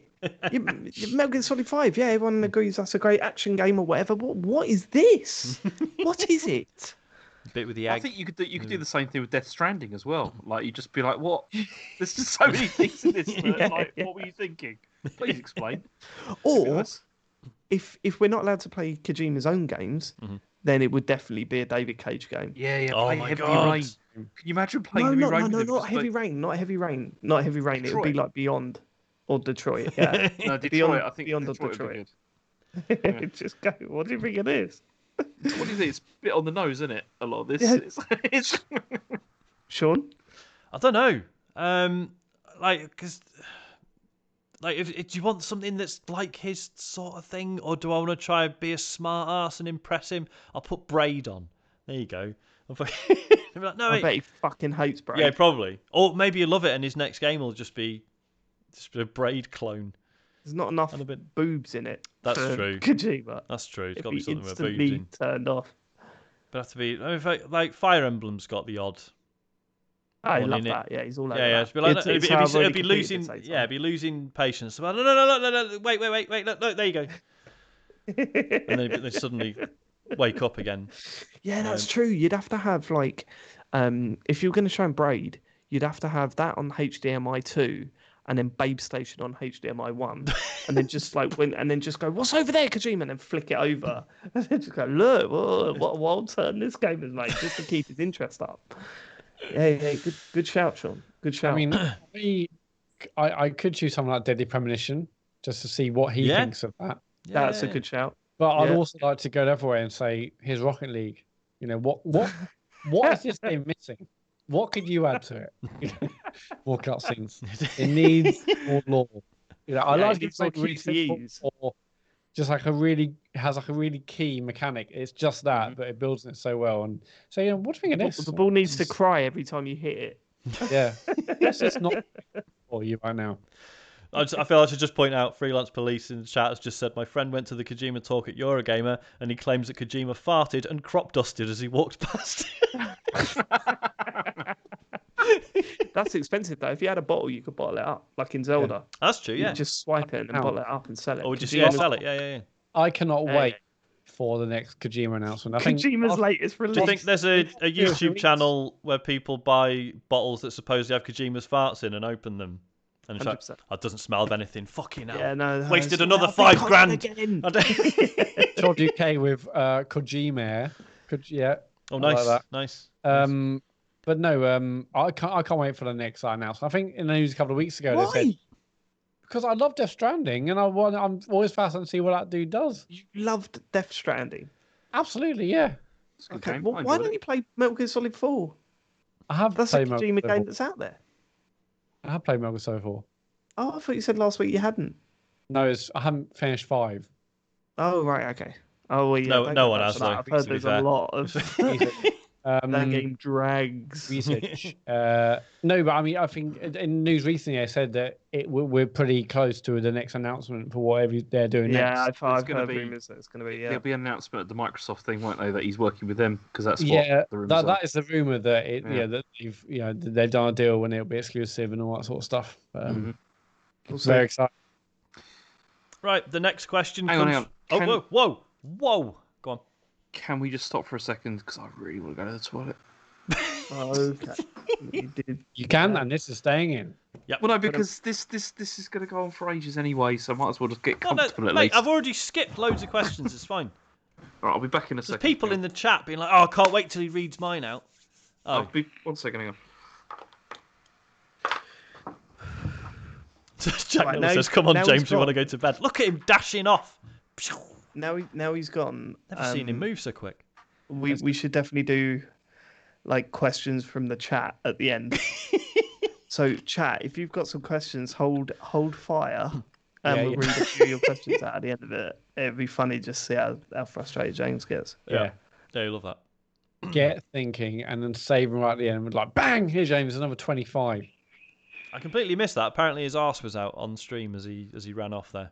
Oh, was it? Is that why he was I looking back clip at the that. camera like, Yeah, Well, then clip it. Trying to be cheeky. Someone. I someone don't think get it was an screenshot on intentional Twitter now. little, like a little move. It wasn't like that tennis player. No. Terms of service. Yeah, man. Yeah, but no, to be fair, I accidentally got my arse out twice on Bell's Kitchen in one stream and it was fine. So, Yeah. Also, I was kind of worried, not at the time, but afterwards when during the PlayStation 5 review and I took my top off. I was Yeah. like, oh, shit. Also, I got my cock out once, but well, fortunately, it was only certain megapixels. It couldn't pick it up. Couldn't see it. compression just, Tiny pixels. yeah, compressed It was into one a pixel non-existence. on the thing. Look at him running back. It's all right. Just... Hello. Hello, Did James. you make it? Did you make it to the toilet? Just about. I mean, look, Good to I've believe had 2 cans of Diet Coke. I'm past 40. It's like, it's... I do warn you, James. Go on. People are saying that they could see your ass. Okay. He doesn't He's care. absolutely He fine meant to with do it. Absolutely Deliberate. fine with it. Here, James, have you been vaccinated yet? No, of course not. I'm not that old. You're over 40, you Yeah. I'm 40. I'm exactly 40 at the right. Well, not On exactly. the know? dot. Yeah, both in 40s. So, We're 40s. okay, 41 Alright. this year. Should we Sorry. crack on? get Cool. back to it. Next question, Sean. The next question comes from Little Mickey Big Bollocks, who says, Yeah. says Hans Gruber has hijacked TCGS Co Towers (brackets UK) and taken the entire Bitterness dev team hostage. The only way to free the 400-strong elite workforce is to beat him at 4 utterly shit and pointless games: chess, Monopoly, Cluedo, and Pictionary. You can each only play one. Who does what? Oh, good. Right, so I can play chess, but I'm not very good. Have we got any other chess players amongst us? I mean, I can Not play me. chess. Play chess. That's the one I probably feel most confident about. All right, okay. take chess. So I watched the movie Clue last week, so I reckon I'm pretty hot on Cluedo. That's fine, but we know that James is good at that stuff because of the What, way murders? the Game of the Year shows. He does all his detective word, doesn't he? Before it. So I Have think you he's seen the Knives Out Cluedo yet? guy. Also, Dave, What's have you that? seen Knives Out yet? No, I've not seen that yet. No, I will see mate. that. I suggested it the It's other very day. good. But no. Monopoly. You love money, making money, and capitalism. So maybe you should take Monopoly. Actually, I'm rubbish at drawing, so I'll take Monopoly. You could have Pictionary. I can't draw either. Don't you know when dignity's staring you in the face, Luann? What was it? Hang on, we skipped one. No, we haven't. No, that's it, isn't it? So hang on. So who's doing Monopoly? So Matt's doing Matt. Monopoly. Well, it was Matt, yeah. No, Matt. Oh, right, no, yeah, Matt so Jess, did chess. I said I'll do chess. Oh, sorry, right, and then right. Dave's doing Monopoly. James is doing Cluedo. Yeah. I'm doing. So I've just got landed The with thing- fucking the- Pictionary. What I'm thinking is we'll take a loss on chess, and then we've 3 wins amongst the rest of them, so we'll be all right. No, we'll be fine. I've seen the Queen's Gambit, so You'll be Okay. all right then. All right, next question comes from Andre Airfryer. The 8 and 16-bit era had a number of games based around food product tie-ins. Budweiser Tapper, Cool Spot (brackets 7-Up), Mick and Mac Global Gladiators, McDonald's, Chester Cheetah, Cheetos. Even KP Skips had Action Biker on the spectrum. What food product tie-in or mascot would you put in a game? Fido Dido. Fido Dido was one, wasn't he? He had a Yeah, game. it was, yeah. Yeah. There was. So Yeah, 7 Fido Up Dido actually had has a game. 2 Yeah, spin-off game it's characters. such a compelling carbonated drink. It Yeah. had 2. Can you still get 7 Up? Yeah, of course you can. Yeah. Right. I've never rated it. Never rated it. How about Although the how other about, day I was questioning whether Lilt still existed or not because I hadn't seen it for a long time, and then I bought a can. It's still good. Well, just to check. Excellent story. Thanks Yeah. for keeping us up Have to you got date. more of that? How about a point-and-click adventure where you control I can't believe it's not butter, where you've got to go and convince everyone that you taste like butter? And there's loads Yeah? of jokes about Sounds how rubbish. you change name for a bit, and some people think you're still. Yeah. People You going, change back. apparently people can't believe it's not butter, and then they try and go, this tastes nothing like butter. But then you've got to, up your up your argument points to go. No, I'm a bit like it. Chill out. Try me on shit bread. Are you kind of like a bog snacks vibe? Where you're like, is it about this or is it about that? Is it about? Exactly. Yeah. It turns out it's That's about actually lifting about. Yeah, yeah. and stuff. Yeah, Also, yeah. sometimes if you're getting desperate, you can be like, no, if you used me in like a cake, then you might not believe it's not butter. You might be. How about you're a waiter in Miller and Carter, and you've got to try and convince people to have steak in the right. Oh, I thought you just meant you got to convince them to have steak. No, You gotta- And then everyone Miller goes, and Carter, you just go up it's to the everyone and go, do you want a fucking steak? venue. And they go, yes. And you go, okay. Yeah, exactly. Yeah. This is a steak restaurant, so that makes sense. You have to I once you had a have to prawn go- cocktail, Miller and Carter, and Oh, we all know the consistency and the difference between how much lettuce and sauce and prawns you get. But it's literally like a mini lettuce cut in 2. With Yeah, 2 no, prawns. they do that. Like, They taking love the that. piss. Like I want the wedge. focus of this prawn cocktail to be the prawns and the cocktail, not the lettuce. That's a It doesn't bonus. even need to have prawns on it. Just a big old dollop of that sauce. That'll Everyone do took the me piss in out a of me at lunch straw. at work. I was like, oh, I want a prawn cocktail to begin with. Like, that's half a lettuce, mate. And I ate it.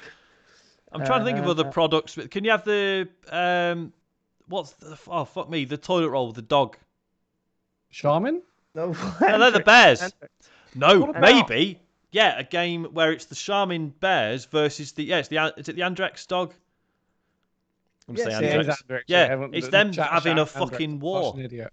What about some sort of Captain Birdseye tie-in with Sea of Thieves? Oh my That'd work. god! Oh, I'd fucking love that. This Yeah, is that would be only amazing. for the stream, right? Captain Birdseye season. This is only for the stream.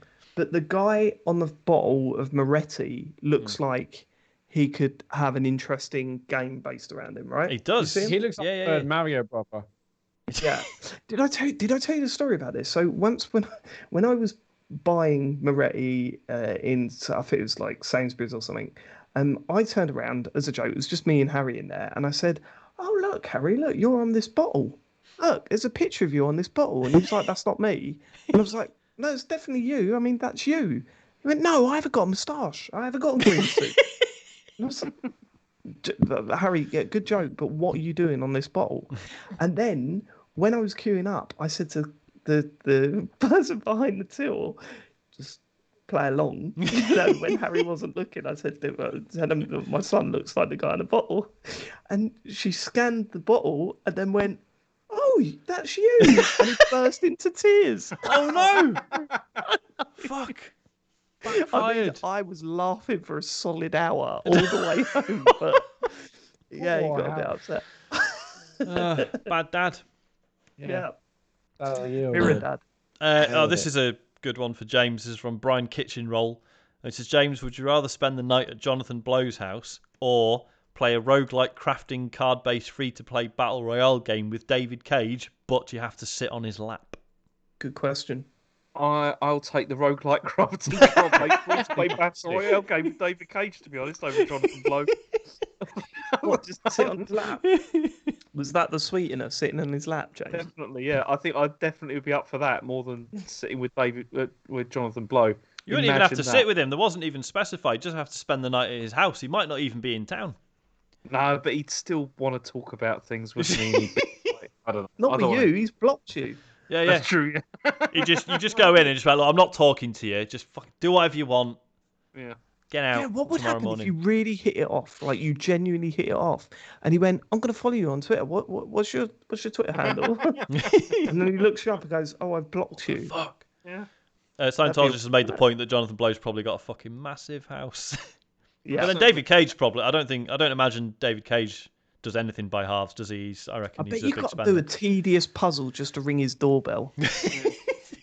But That's it's true. Yeah, David. David Farley wouldn't be able to get through the front door. He'd just be. Good point. David Cage's house. He's out there clawing away at the door. Right. Right. Last one comes from Willie Whitegoods. He says, You know, What's it does? they're not even trying anymore. They're not even. Greetings, TCGS Copacabanas.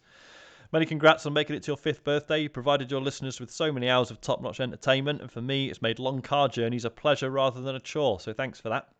Best podcast on the internet? Quite possibly, although to be fair, I'm the one who's never listened to Interface. I was wondering if you each have a favourite episode or favourite bit from the show.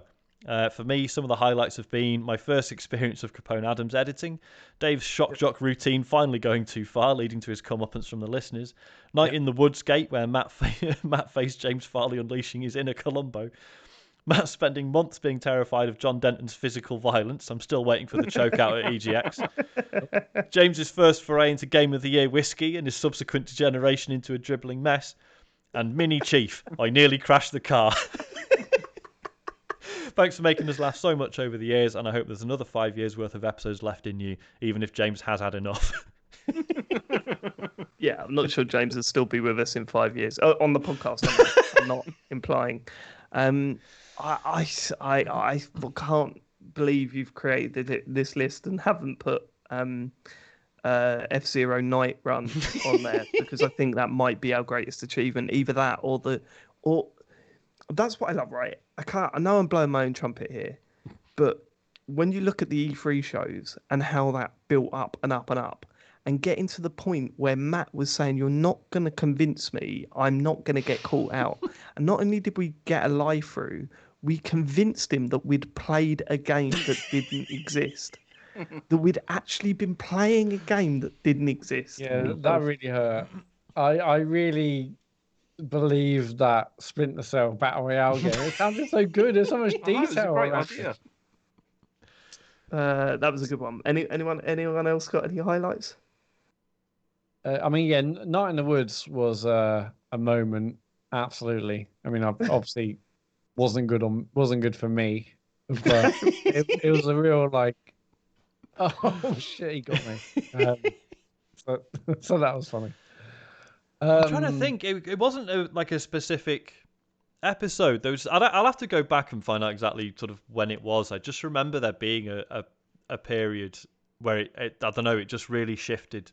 And I was just like, every week, this is a joy. Like this, it just really like it. You know, the show's always been good, but there was a point after. It must have been like 18 months in or something, where it was just every week. This is great. Like I'm just loving doing this. The first live show we did, I come off the stage absolutely buzzing with that. Seeing people turning up and then and then going for a drink afterwards. That was was a highlight. I know that's not on the show, but that was a good one. Yeah. So it was when Dave was off. Yeah, it's what Deadbeat Punk has said. Best 6 months ever. No one believes that Deadbeat Punk. Does you? I am proud of how we kept it going without Dave, because I know we've said before, like obviously we all met through Dave, like so yeah, I was pleased with how well that went, but then it just meant when he did come back, like it's just we've been unstoppable since then. Yeah, actually, Jack Miller just mentioned, I thought about this the other day, like the Employee of the Year stuff. Oh my god! I was scrolling my images my phone pictures on my phone the other day, and I was like, oh, that was mental. Wasn't it a picture of Sean Bell next to the obituaries in the? Yeah. I thought, okay, I just want to do something that's a bit ridiculous. Have you got it there on right thing? here, mate? Yeah, like Sean, me talking to the paper, getting Sean in the paper as Employee of the Year. And then, I mean, and that alone was like, okay, this could be brilliant. This could be really funny. Make it really serious. I was talking to the paper all week, sending them copy, pictures, all sorts.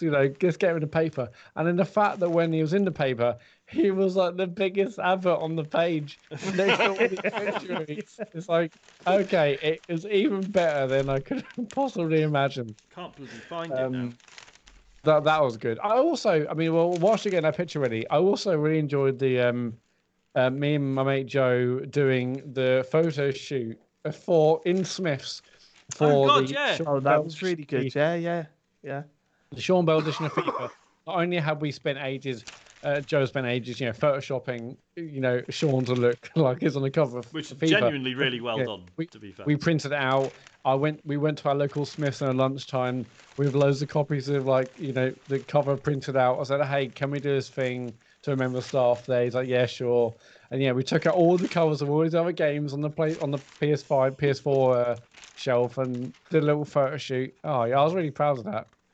Where do they normally put the obituaries in local papers? It was near the end, Sean. It's near the back, isn't it? Fucking hell. Sorry, you're gonna have. Oh, here it is. So it's not necessarily the obituaries bit; it's the announcements page. Yeah, but they're right next to the obituaries. Oh, that's right. And it was fucking hell. That was the worst bit. Was I was right next to someone with my surname who died. Yeah, with Bell. Yeah. So there we go. There it is. Hang on, the exposure's going to go all wrong. But yeah, there's me. Yeah, that's definitely one of my favourite bits. Congratulations to Sean Bell, TCGS Employee of the Year 2019. Great hosting, brilliant streaming, terrible news intros. Thanks for letting us be natural. and then James got the letter saying he hadn't won, and he got the Detroit Become Human T-shirt. Yeah. I'll never forget just like thinking I'll walk into the supermarket, I'll just have a look, and then just flicking through it, and then just seeing it and just closing it like fuck. Yeah. I showed one person at work, and I was like, look, I don't think I could get in trouble for this because it's not my fault. But please don't tell anyone. Yeah, I for 8 weeks I thought, okay, what I want to do is actually put it on a billboard near your house. That's right. But it's going to cost so much money, like more than I could afford at the time. It's a lot better. It's expensive, to do that. But I was like, oh man, yeah. I thought, okay, just you like the newest build your house, bang, Employee of the Year would be amazing for a week, but it costs a lot of money to do that. So I went to paper instead. No, that was amazing. Right, okay. So James is obviously getting very tired now. It's 10 minutes to 12. So let's move this on by going to questions from the chat. Has anyone got any questions in the chat that we can address? Yeah, if you've got any questions at all, just let us know. Please just did James wash his hands when you went to the toilet? Yes. That's true. You were very quick. I did, but not for the full 15 seconds or whatever it's supposed to be. So you didn't sing Happy Birthday twice? I didn't know. What is your greatest sporting achievement? I've mentioned this on the show before, but winning the bleep test in my high school. That's amazing. Yeah. Well, no, it was. It felt amazing until, if you remember correctly, the guy who, you get those people in your high school that's clearly developed early. You know what I mean? You're looking One at of one these now. guys basically had a beard, right? Skull and thumbs. Mate, you're still waiting. He was yeah, like, clearly, like, and all the girls fancied him or whatever, and it was me and him in the bleep test, and I was like, I'm not giving up, I finally won. No one cheered when I won, and he turned around and said, I've got to give up smoking, and all the girls like went over to him, and I was like, come on, mate. I mean, don't get me wrong, I didn't do it for the girls. Yeah. How many smokes a day? Oh, 10. I smoke at 11. But 12 It was it took the edge off it a little bit. Sean, I'm interested in your answer for this. What's your greatest? Have I not mentioned this? I was high school. I was the 100-meter champion. That was the reason. Oh my god! That was the reason I didn't get bullied. Hair? Yeah, mate. mean, if you well, had the I hadn't spikes- grown it out fully Did at you that have spikes point. on your trainers? Did No. you have those spiked ones? No. Oh, what? Just normal person trainers.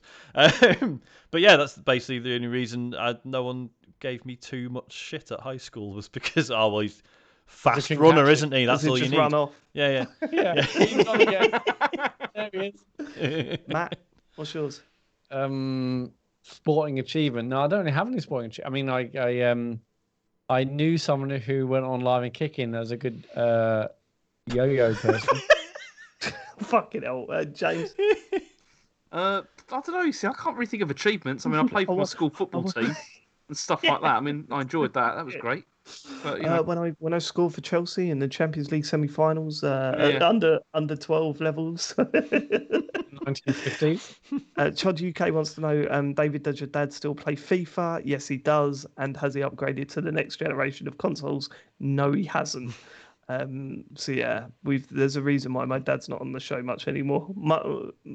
Partly because it's locked down, so I haven't really seen him that much. But partly because he's just really old now. It's quite sad, actually. When you think about it, he was on Joypod, and Joypod was what?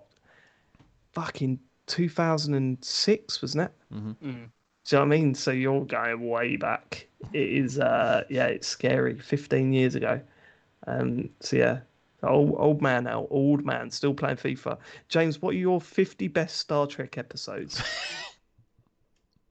I'm not going to say. Can Can we you name top? do the socials? Can you name top 3, Jane? You must be able to do a top 3. No, I can't actually, because We that know would you take. can do that. I'd really have to think about it actually, honestly, because there are ones that. No, I'd have to think about it. I really would have to think about it. Okay, well, Right, we've got- okay. that's fine. If each of you could pick one person to join the show, either as a guest or for good, who would you choose? That's a good one to end on. That is a really good one. Well, because it's something we've sort of mentioned. Like obviously when Dave went, I think we initially thought, oh, we're gonna have to get someone in or guests or whatever, and then as it happened, we were just too fucking good, and we just carried it anyway. But you are aware that I heard those shows, right? yeah. Okay. All right.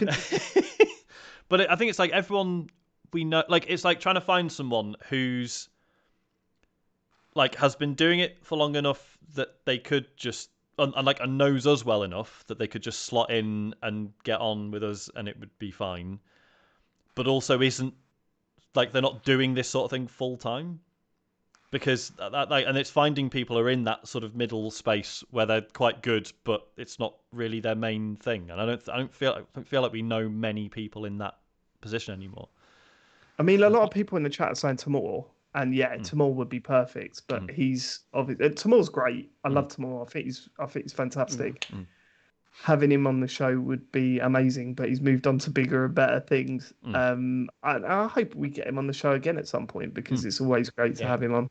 And he's always been really supportive and everything. So Timur would be perfect. But in terms of like a guest slot, I mean, there are so many. Like It's got to be Brick Show Brian. You know. Joseph Fares would slot in quite comfortably on the show, I think. I mean, Big Phil. Oh, What about Major Nelson on for an episode? That would be some episode, That- wouldn't it? I would love that. I'd Just absolutely having love to that. explain It's to him the full Nels thing. Yeah. Or maybe we just don't. Maybe we just leave it. Yeah, that alone. Yeah, and that would be the episode where I could use the full title. And someone has gone full Major Nelson. Here are the people that have gone full Major Nelson. And then Matt will be oh, they'll sue us, they'll sue us. And he's like, I love this, guys. Yeah. Matt, anyone spring to mind? Post Malone. Sean? Okay. No, yeah.